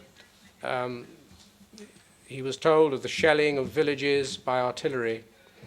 The accused asked Perisic, who was still there, who denied it, although that same Perisic privately appealed to others to try and settle with the accused. The accused appeared to agree in principle, saying that he had to negotiate further with others, but he then changed any indication of agreement and never signed the agreement that it was open to him at that stage to sign. So that by October, the accused had control of the army, the Federal Ministry of Defense, He had de facto control of the MUP. He designated Shainovich, the federal deputy prime minister and a long-term ally, as his representative in Kosovo. And he strengthened that position by coordinating the MUP, or having coordinated the MUP, the VJ, local defense, civil defense, and other institutions on the ground by order of the Joint Command headed by Shainovich. Serbs and Montenegrins were being armed. Operations of the MUP and the VJ were continuing. A senior official at this very time was still able to see one of the villages, a village called Makramal, on fire immediately after an attack by the MUP. The question in relation to such events always arises: if this was just an attack on the KLA, why destroy a whole village? The process of disarming the Kosovo Albanians continued. We have evidence of how they were forced to surrender their weapons. In November, General Dimitrievich told a witness called Crossland, a military attaché, that Perisic was visiting the army in Kosovo, telling them not to react to provocations, but that a man called Pavkovic might act outside of the army command. And if he did so, it would be on the orders of this accused, via Shainovich. He admitted, indeed, that the army had overstepped the mark that summer. 383. In November, it was that the accused finally made the critical replacements of key senior staff. Chief of Staff Perisic was replaced by General Odanic. Closely linked was the replacement of General Samardzic by General Pavkovic as commander of the Third Army, and the subsequent elevation of General Lazarevic to fill the post of commander of the Pristina Corps left vacant by Pavkovic's promotion. And what we're looking at is a picture of General Odanic. Compliant commanders in Odanic and Pavkovic would be needed if this accused was fully to engage the army and the MUP in the attacks in Kosovo. Odanic had been seen, interestingly, at rallies of that party that was associated with the accused's wife. Pavkovic was present at SPS functions, the party of this accused, both before and after the War of 1999. In November, the KVM deployed monitors in implementation of the agreement between Holbrooke and the accused, but violence continued. As to the man Shainovich, he took an active role in negotiations involving the OSCE. He participated in numerous other meetings. He acted as the accused liaison to Kosovo Albanians. He exercised control over numerous individuals. He is a man of importance in the story that will unfold. A snapshot. Late 1998 or early 1999, when told that a MUP officer had been seen driving away with a trailer full of looted goods, and that other MUP officers were burning a village with gasoline, the accused became agitated. He said this was unacceptable. He took responsibility. He ordered somebody to have the unit that was said to have committed these offences moved. An interesting reaction, but it may not be an uncommon one. Much worse things were to come in Kosovo. Did he take responsibility then? More significant, why just move the unit? Why not, consistent with his duties, investigate, punish, and prevent recurrence? January 1999, scores of OSCE verifiers throughout Kosovo observed the continuation of hostilities. During this period, verifiers documented a number of killings of Kosovo Albanians, the most famous or notorious being Račak. Small, very small community, quite remote from the village or town to which it is connected. I think one road in or one small road in, possibly one small road out, further road out. What happened there in Račak, in the municipality of Štimlje, was that it was shelled and the fleeing villagers were shot. 25 men found in a building were moved to a nearby hill and shot. 40 in total were killed. I said already it was clear that the KLA had been present in Račak. It is also clear that there had been a killing of a policeman, perhaps arguably by the KLA, for which this may have been a revenge attack. The attack doesn't feature in the allegations reflected in the indictment. Nevertheless, it will be investigated, perhaps in the evidence, for it had an important effect on what was to follow, and it may be the Chamber will be quite satisfied that this was wholly unjustified attack of the worst kind. Yes, this is an acknowledgement in a document of the 15th of January 1999 from the Ministry of the Interior of the Republic of Serbia. It says this: overview of occurrences and developments and activities. Starting at 0300 hours on the 15th of January, measures were taken to seal off the village of Račak with a view to capturing and destroying a terrorist group, which, according to our information, had committed several terrorist attacks with lethal consequences in the territory of Urozovac SUP. At 0630, the village was completely encircled. You cut out the light. Fold it in half. Thanks.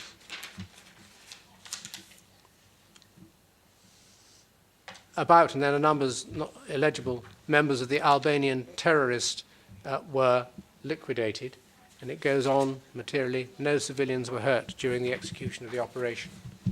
Inaccurate and untrue, intentionally so, a matter for the Chamber to decide. Here are some of the pictures that reflect what was in due course found. A member of the MUP Secretariat told a witness that he had indeed been responsible for the attack on Račak, as that document, in a sense, we've looked at, would confirm. Shortly after Račak, the accused told a senior policy witness that investigations would show that our people didn't do this. He seemed to have a knowledge of the outcome before any investigation had been done. He said to the same witness, "Kosovo is more important than my head." General Naumann will explain how, on the 18th of January of 1999, the accused was confident he could solve the Kosovo problem by military means and in a short period of time. Milosevic had been told by now by countless people and through many channels that the means he was using in Kosovo were criminal, were resulting in widespread suffering amongst the civilian population. His own staff were telling him he was generating recruits for the KLA and weakening the moderate voices among Kosovo Albanians. He spoke of using military means. Did he have any other approach in mind, or was he simply anticipating the final resolution that was to come? There was a third meeting between Naumann and others and this accused on the 19th of January concerning Račak in particular. He was given a list of incidents in which disproportionate force had been used. He said he'd look into it. On the 29th of January, 12 people were killed in the area of Rogovo Jakovica, and we move on to February. Šajnović, along with the President of Serbia, Milutinovic, were involved in the negotiations at Rambouillet. Putting it very shortly, evidence may satisfy the Chamber that while the world was holding its breath, there was a lack of sincerity in these negotiations, and that in any event, those in Rambouillet didn't have the authority without reference back to negotiate. Some witnesses believe that some of those present on the Serb side were trying conscientiously, and that will all have to be taken into account, as will the fact that Albanians were perhaps hesitant to sign. The Chamber will, if it decides that this is an important matter to investigate, will have to see things from all sides. But the prosecution's invitation will be that there was a lack of sincerity. While the peace negotiations were going on, the violence continued, and Serbia launched a series of offensives against several Kosovo Albanian villages and towns. Coming forward, and on the 10th of March, the accused stated he knew that if he hadn't signed in October, he could have cleared up the problem in a week, meaning, no doubt, the KLA problem. He rejected comparisons he was invited to make at that stage with Vietnam or Afghanistan, saying of himself he knew how things should be done. He knew how to do it. On the 20th of March, the party majority on the Serb Assembly rejected what was described as the Paris Accord. The situation in Kosovo was unchanged, and that throughout the Rambouillet and Paris processes, forces of the FRY and of Serbia were massing on the borders. No one will contest that Yugoslavia had a legitimate interest to defend itself against an impending NATO air campaign. No one would contest that, of course, it had a legitimate interest in preparing for combat against any armed insurgency on its territory. But the accused had been told all that he had been told, and had said in reply that he had the intention to provide a definitive resolution. And this was a resolution to use his military. He couldn't help, perhaps, revealing his obsession with the demographic balance. The Serbian population in Kosovo had been mobilized, as it were, on his behalf, and the majority Albanians disarmed. May it be that the NATO campaign he brought upon himself provided him with the opportunity to accomplish those goals while purporting to defend his country. One participant at Rambouillet, a member of the Serbian delegation, was heard to say that if NATO falls, there will be a massacre in Kosovo. Will be. They weren't, of course, the accused's words, nor were they true in a sense, for the massacre effectively came before. Even if there was no devious plan of the kind I summarize, as many think, to lure external violence onto Kosovo to justify pushing the Albanians out, the doing of it when it happened is without excuse or justification of any kind and would remain offences as described in this indictment. Agreement was impossible, and in consequence, and as a result, the orange vehicles of the KVM monitors pulled out of Kosovo. The NATO bombs, as we know, began to fall. As they did so, and even before, the forces of FRY and Serbia began their systematic attacks against the Albanian population, of which we will hear in sufficient detail to equip the chamber by Mr. Reinveld in due course.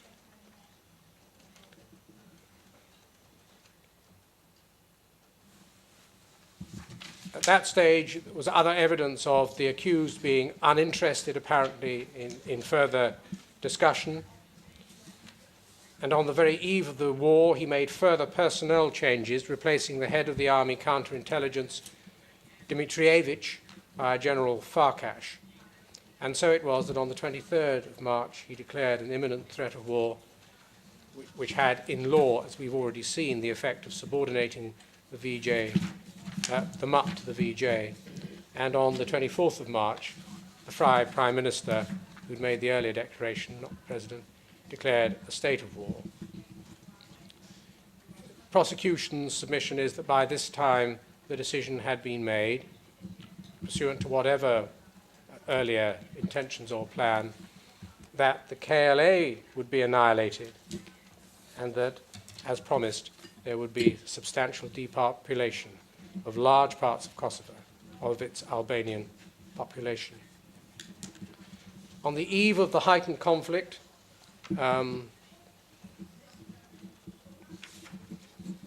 what were the forces available to the accused comprised elements of the VJ's Third Army, the 52nd Corps, known as the Pristina Corps, several brigades, and also, what's this one? Yes, these are VJ soldiers, thank you very much, we're looking at. In addition, there were the police forces taking part. I said earlier, we just show you what the police forces look like. This is just one picture of many.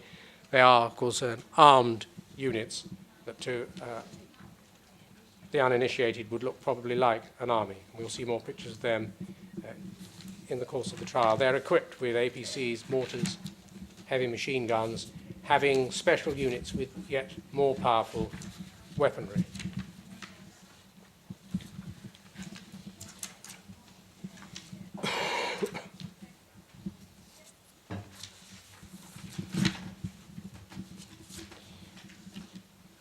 The totality of units, I think, includes military terrorist units, civil defense units, reserve MUP units, as well as the armed Serb civilians, all organized at the municipality level where necessary, falling within official chains of command. Can we look, please, at exhibits 19 and 20?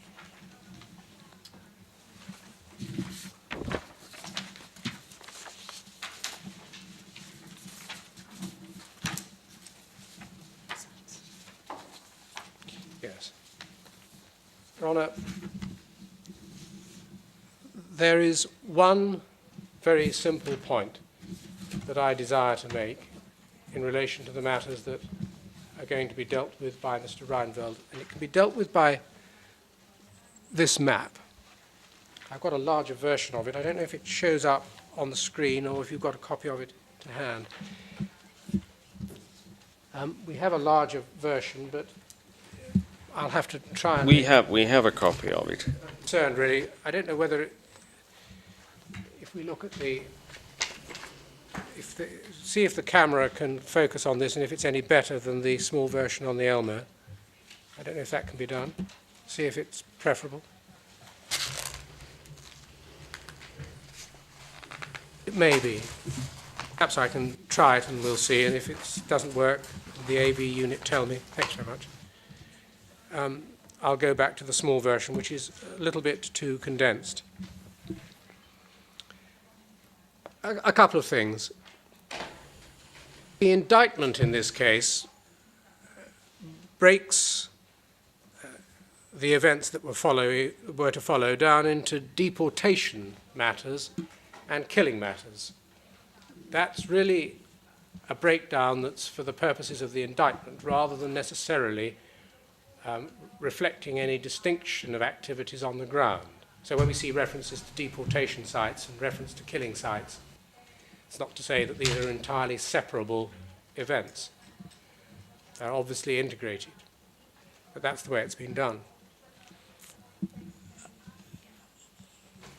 As the court will know, the prosecution's case is that, so far as Kosovo is concerned, the principal objective was deportation, removal of the population, to be achieved by whatever means were necessary, and killing was, of course, one of them. Kill people, you frighten the others into going. The map that you have before you deals with the sites where deportation is the principal apparent objective of those committing offences, and the sites that appear as deportation sites, thus, in the indictment. As I say, there's always an overlap, and in nearly all deportation sites there were killings.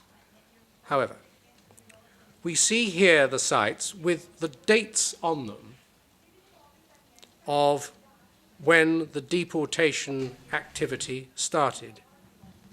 Starting at the top, 25th of March, 29th of March, going round to Pristina, 24th of March, going down a little further, 24th of March,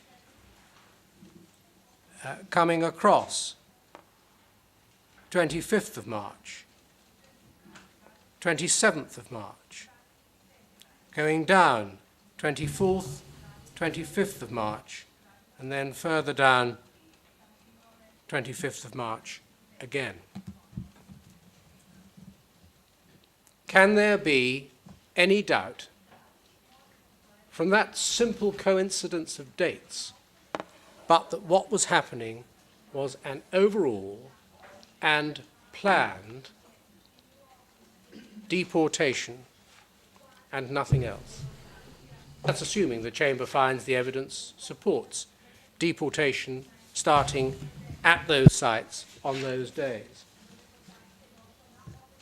This map also shows, with the little red marks at the borders, the places through which people were deported. The killing sites map, which is the other document you have, and I'll put that up as well, shows a similar story. 26th of March at the top, with other 24th of March at the bottom, 26th of March here, 25th of March at Prizren, 25th of March further up at Jakovica, 26th of March just above that. And as I say, there is in any event a greater integration of killing sites and deportation sites than the indictment itself might suggest. The indictment, of course, also being constrained by the inability to put everything in and having to be selective. So as far as the sites are concerned, presumably we can look at both types of site under the same heading. Yes, indeed. We need to be looking at the sites rather than the particular categories which they Certainly, yes. And indeed, absolutely so, Your Honour, and indeed in most deportation sites there will be killings as well, the significance of which it may be all too obvious that the killing was itself a part of the pre-plan. The question arises,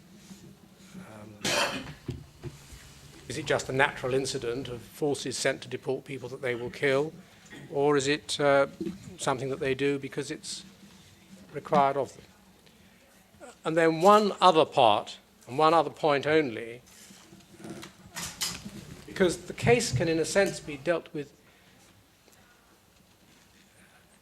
in the most elementary way, quite properly, in looking for the underlying intent of what was being done. The significance of the fact that everybody had their identification papers taken away at the border. Is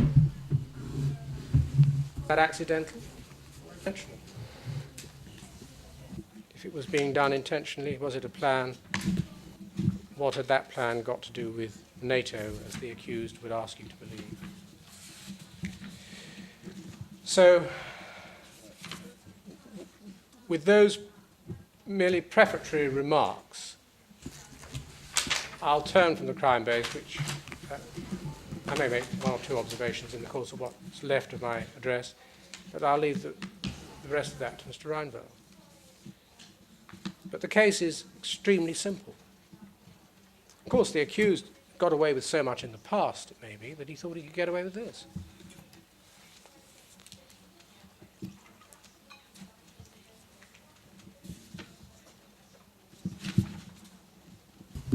We say, looking at it, as it were, from the top still, when you see all the connections that can be established, both in law and in fact, what was being done was a coordinated effort by leaders of the Republic and of Serbia with their forces acting in concert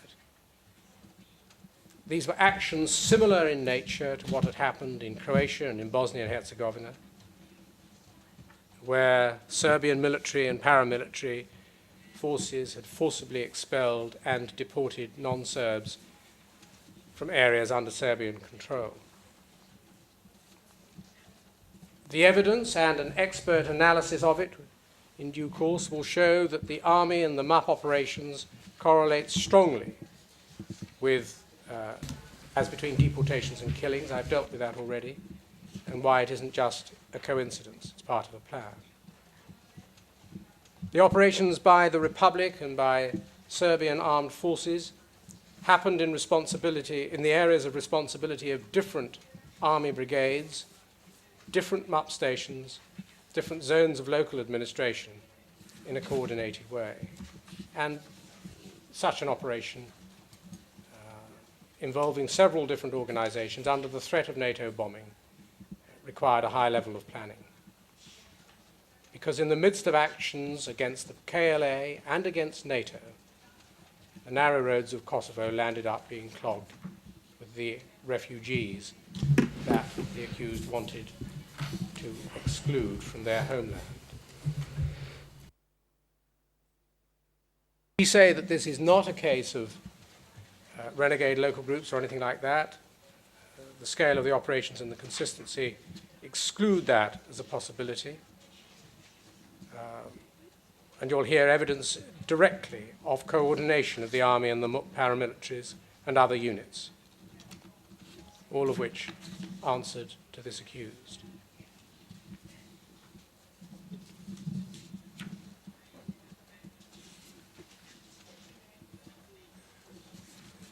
Again, I don't want to trespass on the area that's going to be covered by Mr. Reinveld, but you will hear evidence, in short, that reveals an atmosphere of impunity for crimes being created, however brutal they may have been.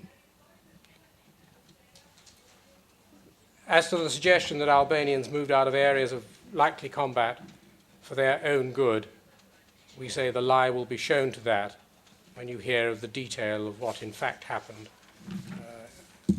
and of how it was that these people were driven out. And of course, being moved out for your own good is hardly consistent with having all the documents of identification, your identification papers or your car's documents taken away from you so that you have no identity once you've left. On the 24th of March, there was a discussion with Milosevic, who said there was no problem with Kosovo. We'll hear a little more from Mr. Reinveld about the significance of that conversation in due course. The ruthlessness of the accused's project emerges too from his callous attitude towards Serb victims during the NATO campaign.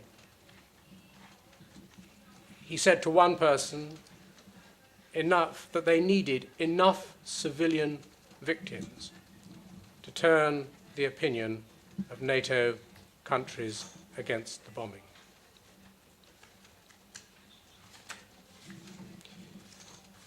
So, in our suggestion to the Chamber, this is a simple, in a sense, case to prove.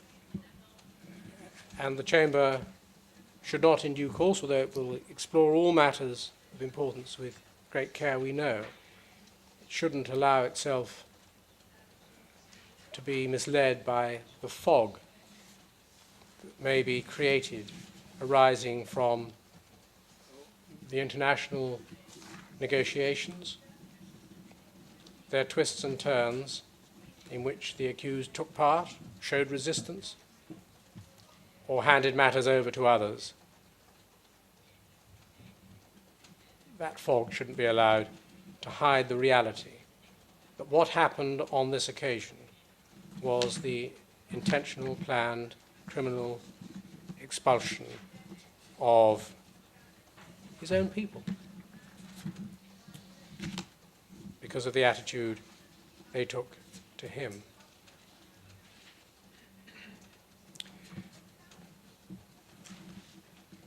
Ron, just give me 1 minute.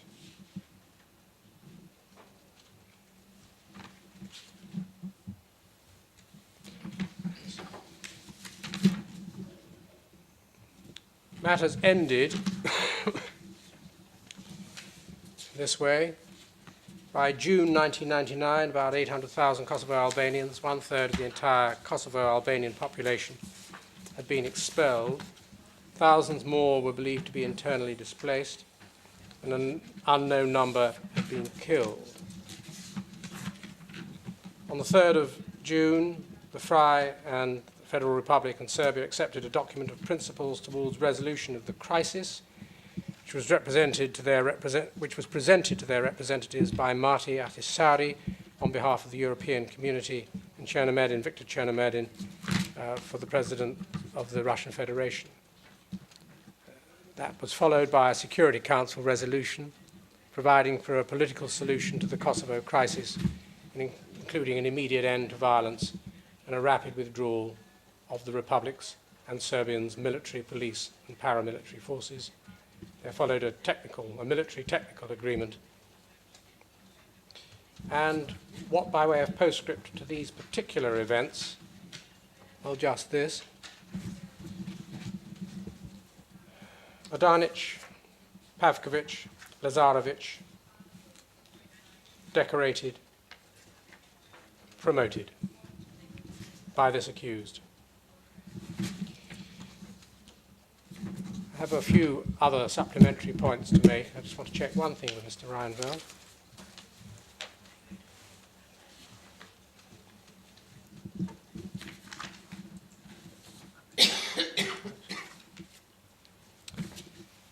Your Honour, it's been of necessity a rapid and abridged account of the accused's involvement over many years in 3 areas of conflict.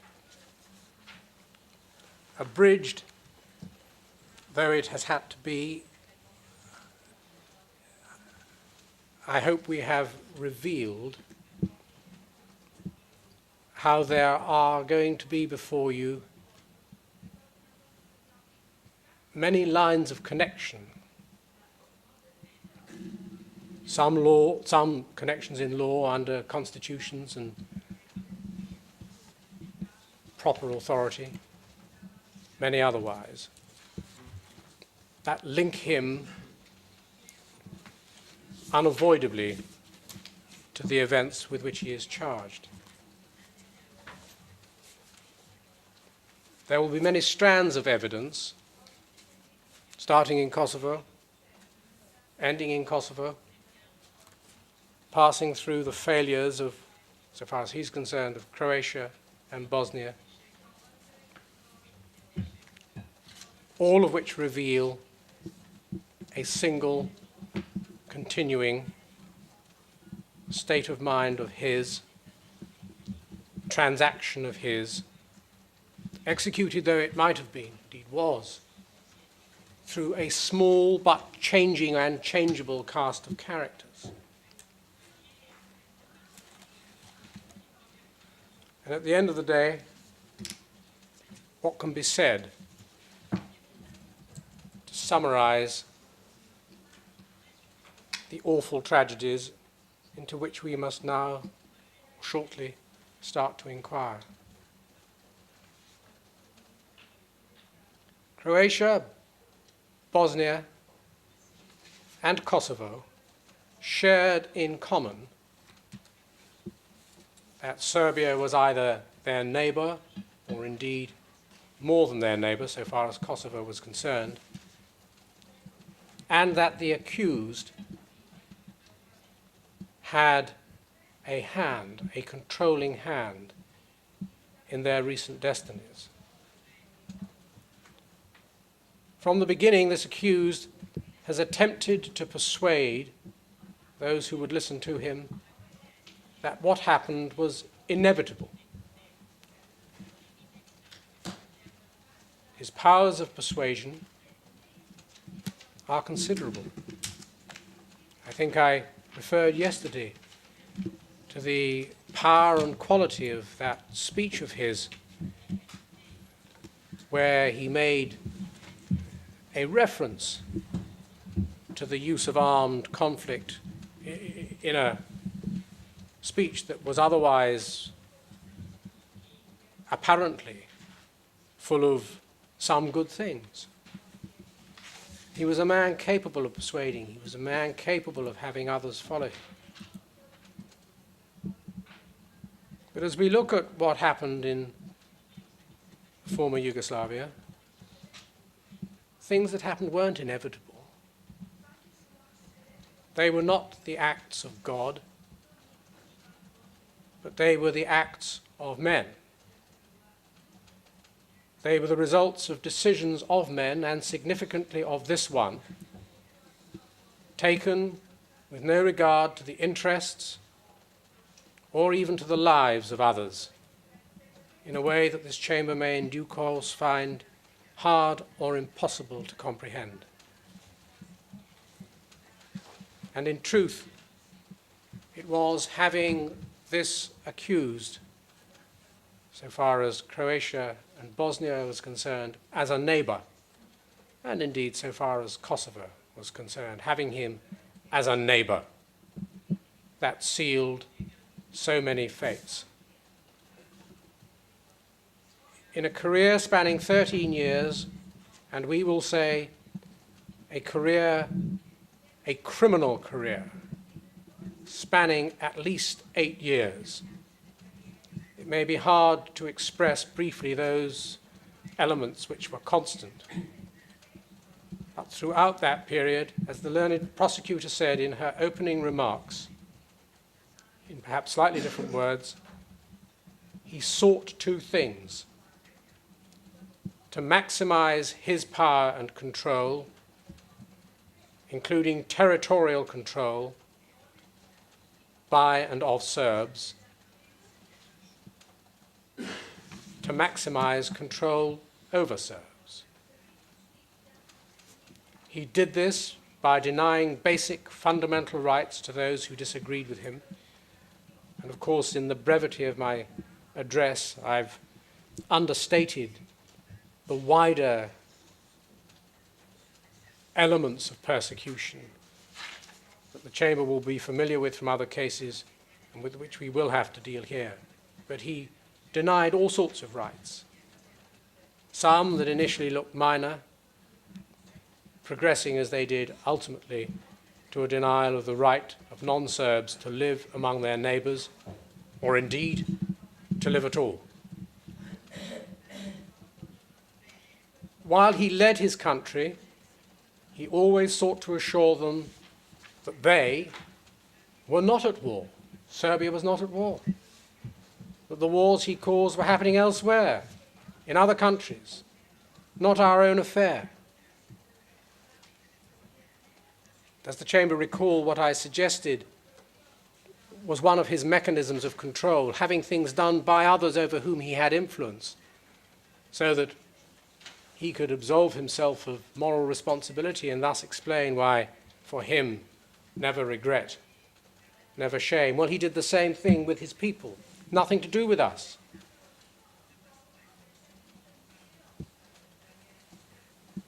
But of course, the distinction upon which he relied for this part of his presentation in the world, the distinction of state from state, mattered not at all to him.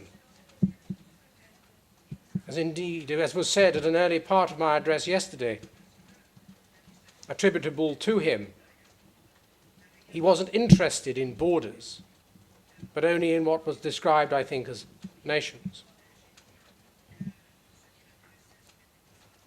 The only border, ultimately, that he was interested in, and that he did much to create or to cement, was the border between Serb and non-Serb. He made a point of bringing conflict to the point where the army had to be used. But still, Serbia wasn't at war, but he was. He tells us that he was defending his people. They have not asked for his protection. They were not under attack. And Serbia today is again at peace after many years, rebuilding many years of war, or war of a kind, rebuilding its ties with its neighbors. I remind the Chamber of what the prosecutor said about the need to look for individual and not for any kind of overall guilt. It's just the individual guilt of this person with whom we are concerned. And of course, what he did or tried to do was to make his people his unwitting accomplices, who, once drawn into his plans, despite never voting on them, I dare venture to say, could have no escape, or no escape for a long time from the consequences of what he did. What he did at the time in laying plans for the future was, I dare say, that which often happens in crime. And war crimes are crimes. They are things people do knowing that they are acting contrary to law and against the interests of humanity. What they do and what this accused did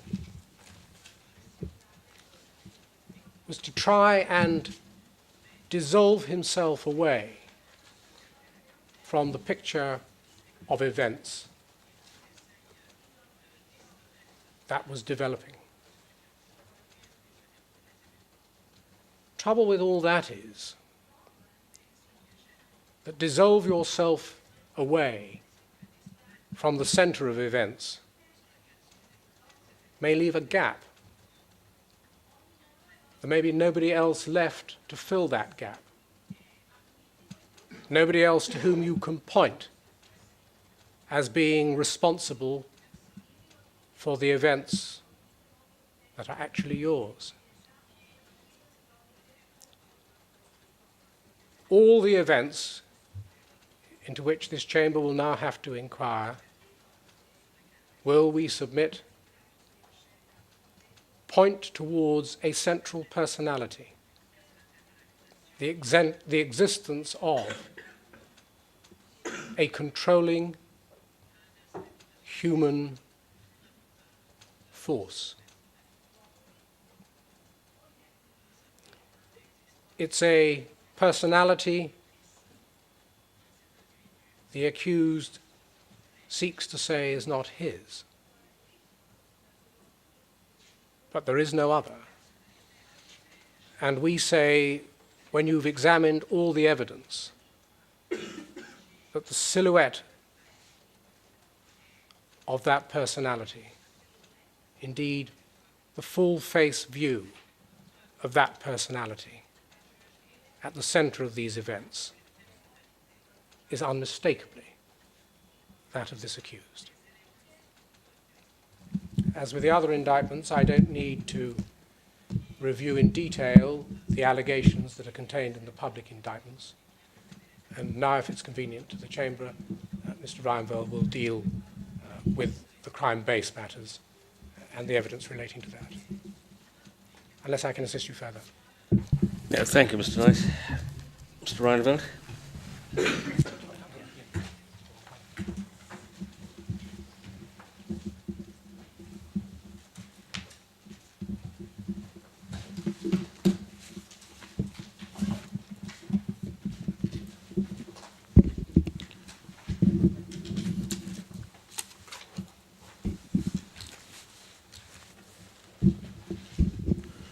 I note the time, Your Honors.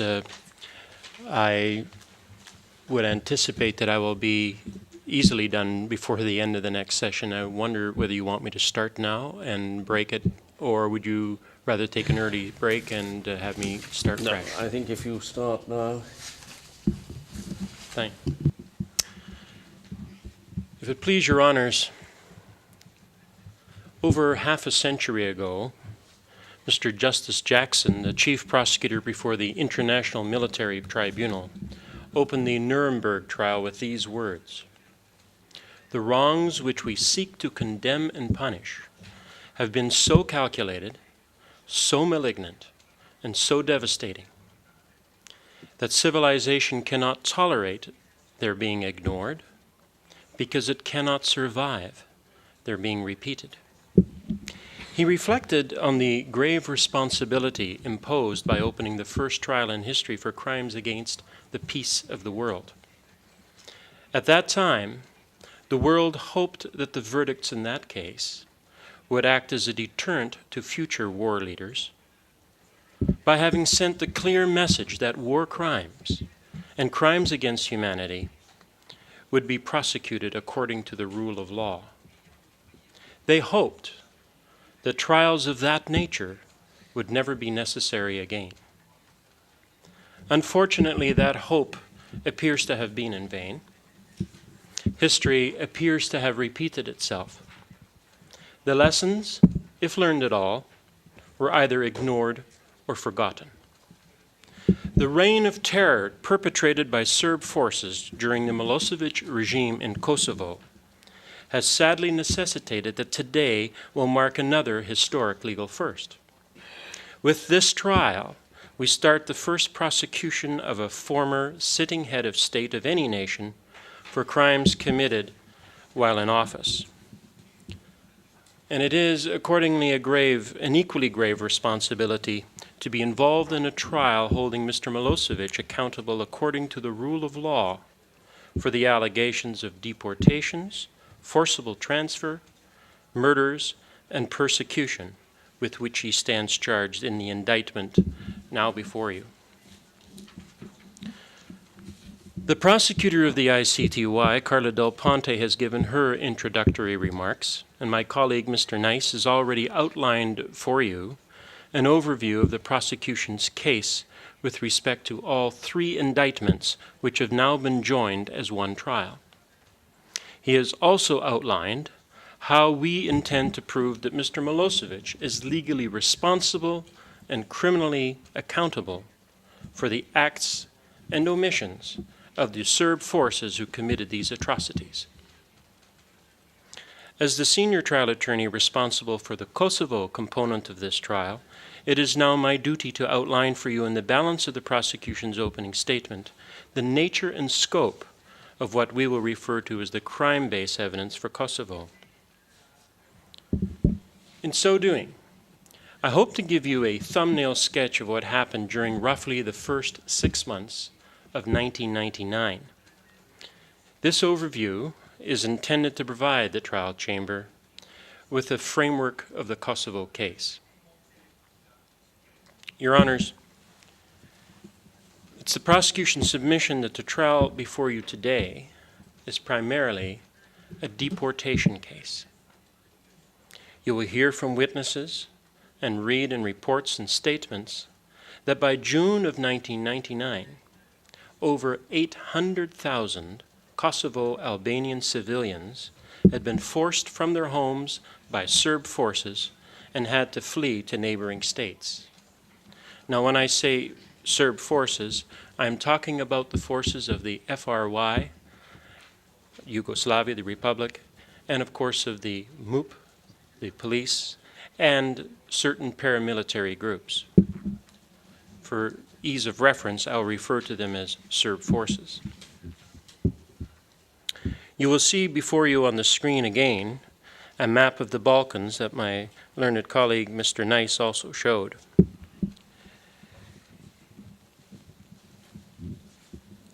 In the process of the 800,000 or so Serbs being forced from their homes, thousands of civilians were murdered.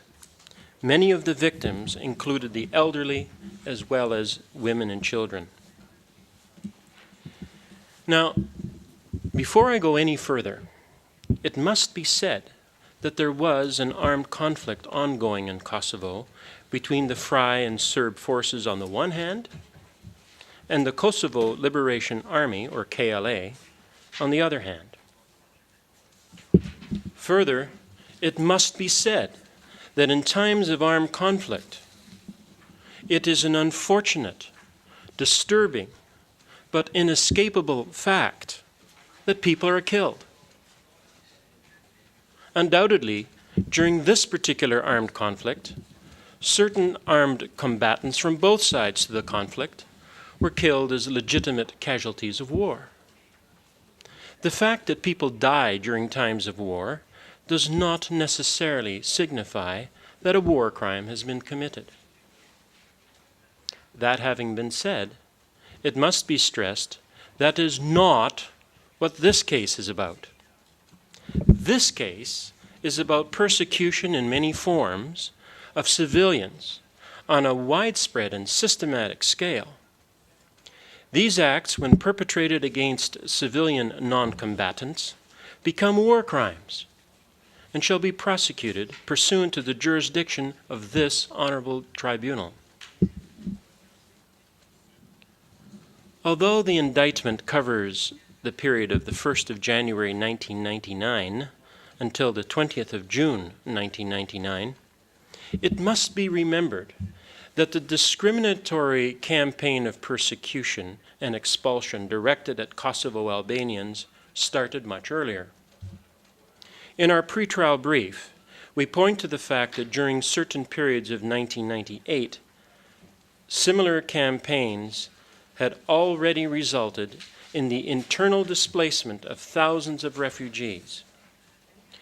According to UNHCR data, which will be introduced at trial, by the end of October 1998, some 285,000 Kosovars had already been internally displaced. This campaign of persecution and expulsion increased in intensity and ferocity towards the end of March 1999, at about the same time that the international monitors were withdrawing from Kosovo. UNHCR staff, nevertheless, continued to monitor the number of refugees crossing at border points throughout Kosovo. Now, their data reflects that by the 30th of March, about 94,000 Kosovars, most of whom were women, children, and older people, had fled Kosovo since the 24th of March, 1999. So we're talking about a one-week period. Many reported deliberate expulsions and destruction of their homes, and many of them didn't know the whereabouts of their men, having been separated from them at the time of the expulsion. You will hear about cumulative daily totals of refugees counted by UNHCR officials. Those reports will show not only the daily tallies of refugees, but will also show that these people reported being forced to leave their homes in freezing temperatures, at night, on foot, some barefoot. Thousands arrived by bus and train, having been gathered together by Serb authorities awaiting expulsion. The report goes on to describe that tens of thousands were on the move inside Kosovo during weather described as freezing and rainy winter conditions, and that several children were reported to have died of dehydration.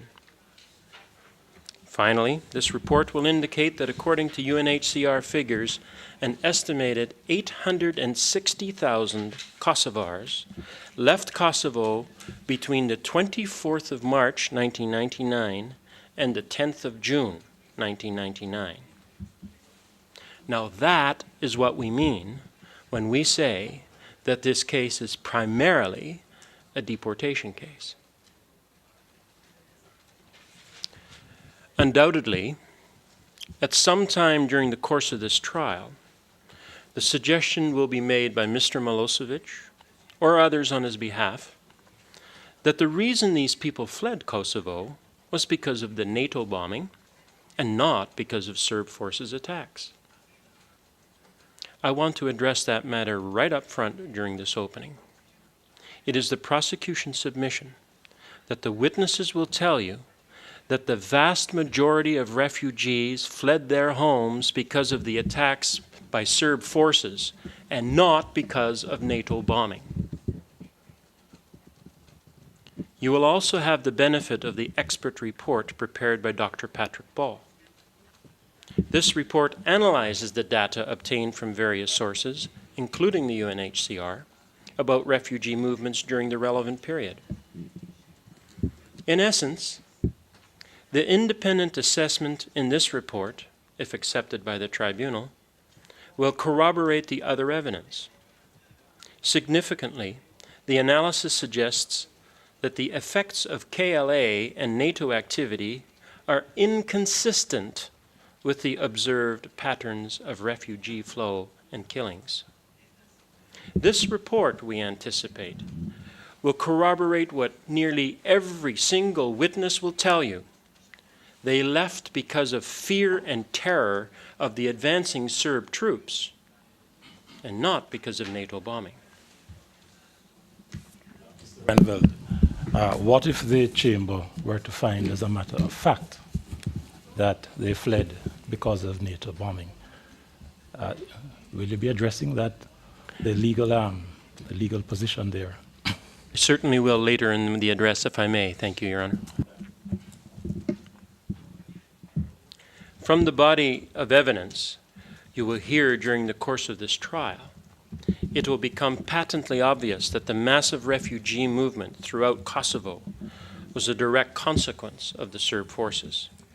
You see, they executed a concerted plan to terrorize the ethnic Albanians into leaving. Villagers would hear the sound of artillery from neighboring villages, see the houses burning, hear horror stories from the fleeing victims, and feared that the same fate awaited them. Consequently, many of them would load their families on carts or tractors or any means of transport available and join the convoy to avoid being beaten, raped, or murdered. The killings, lootings, rapes, and destruction of property were specifically designed to terrorize the population into leaving.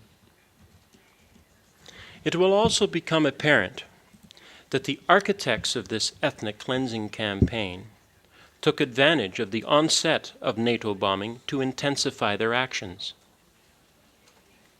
You will note from the evidence that during the week of the 24th to the 30th of March, Serb forces went on a major killing and deportation spree, intending to blame the deaths and refugee convoys on NATO bombing. The withdrawal of the KVM monitors in anticipation of bombing and the onset of NATO activities gave the Serb forces the perfect opportunity to escalate their campaign and put the blame on others. And that, you will conclude from the evidence we would submit, is exactly what they did. You will hear evidence of mass executions and the systematic process by which Serb forces went from hamlet to hamlet, village to village, town to town, murdering, raping, burning, looting, and destroying property in their path. On the monitor now, you will see two photographs, which aren't coming through very clearly. Perhaps if we do them separately. First photograph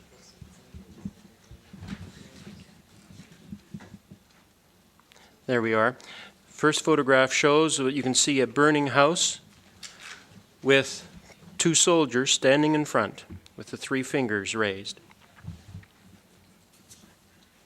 Another photo shows three different soldiers standing again in front of a burning house.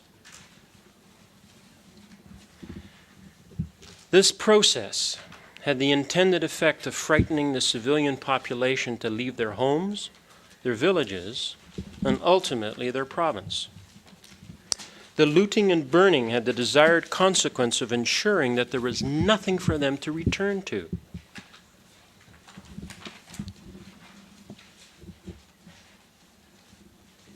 You've heard reference to the burning of identification documents. As you can see From the photo now on the Elmo, we see bits of burned passports and identification documents. That was typical of what occurred during this expulsion campaign. In many instances, their attackers told them to leave Kosovo and to go to Albania. You will hear that the Serb forces consistently robbed the refugee of their identity documents and their vehicle license plates. In so doing, they in essence removed all physical evidence that these people had citizen status and prevented them from claiming their legitimate legal and property rights should they attempt to return. All this was done to ensure that they ethnically cleansed the Kosovo Albanians from that province. It will become obvious from the evidence you will hear during the course of this trial that this campaign of deportation and ethnic cleansing occurred throughout Kosovo. The indictment before you, at least with respect to Kosovo, lists some 13 deportation sites and 12 killing or murder sites, some of which overlap. These locations are by no means the only sites where deportations or murders occurred. They are only a representative sample of what actually occurred throughout Kosovo. Before I turn to a discussion of some of the details of the deportation and killing sites contained in the indictment, it may be of some assistance to the trial chamber to refer to the maps of Kosovo depicting those sites. Some of them are already shown by Mr. Nice with some dates on them. These show, the first map we now have is the deportation map. You will note that the blue dots representing the villages or towns that will be discussed in the evidence during the course of this trial are not isolated to only one geographical area. Indeed, they cover practically the entire province of Kosovo. This map demonstrates the widespread and systematic nature of the deportation scheme. When one considers that most of these locations were ethnically cleansed in 1 week, between the 24th of March and the 31st of March, it becomes obvious that there was a wholesale and concerted effort by the Serb forces to round up and deport as many Kosovo Albanians as possible in a short time span. The irresistible inference to be drawn from this fact is that this did not occur by happenstance. This was not merely the result of a confluence of coincidences. The evidence you are about to hear will clearly show that this was the result of the coordinated attack by various Serb forces, the Yugoslav Army or VJ and the police or MUP acting in concert. The pattern repeats itself from village to village. This was a planned and deliberate modus operandi on the part of the combined Serb forces carried out throughout Kosovo.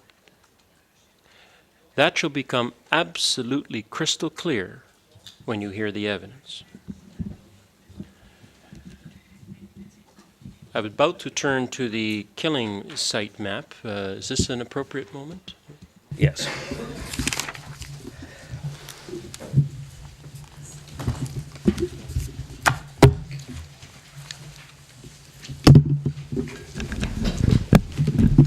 All right. 1:30. We 2:30, will rather.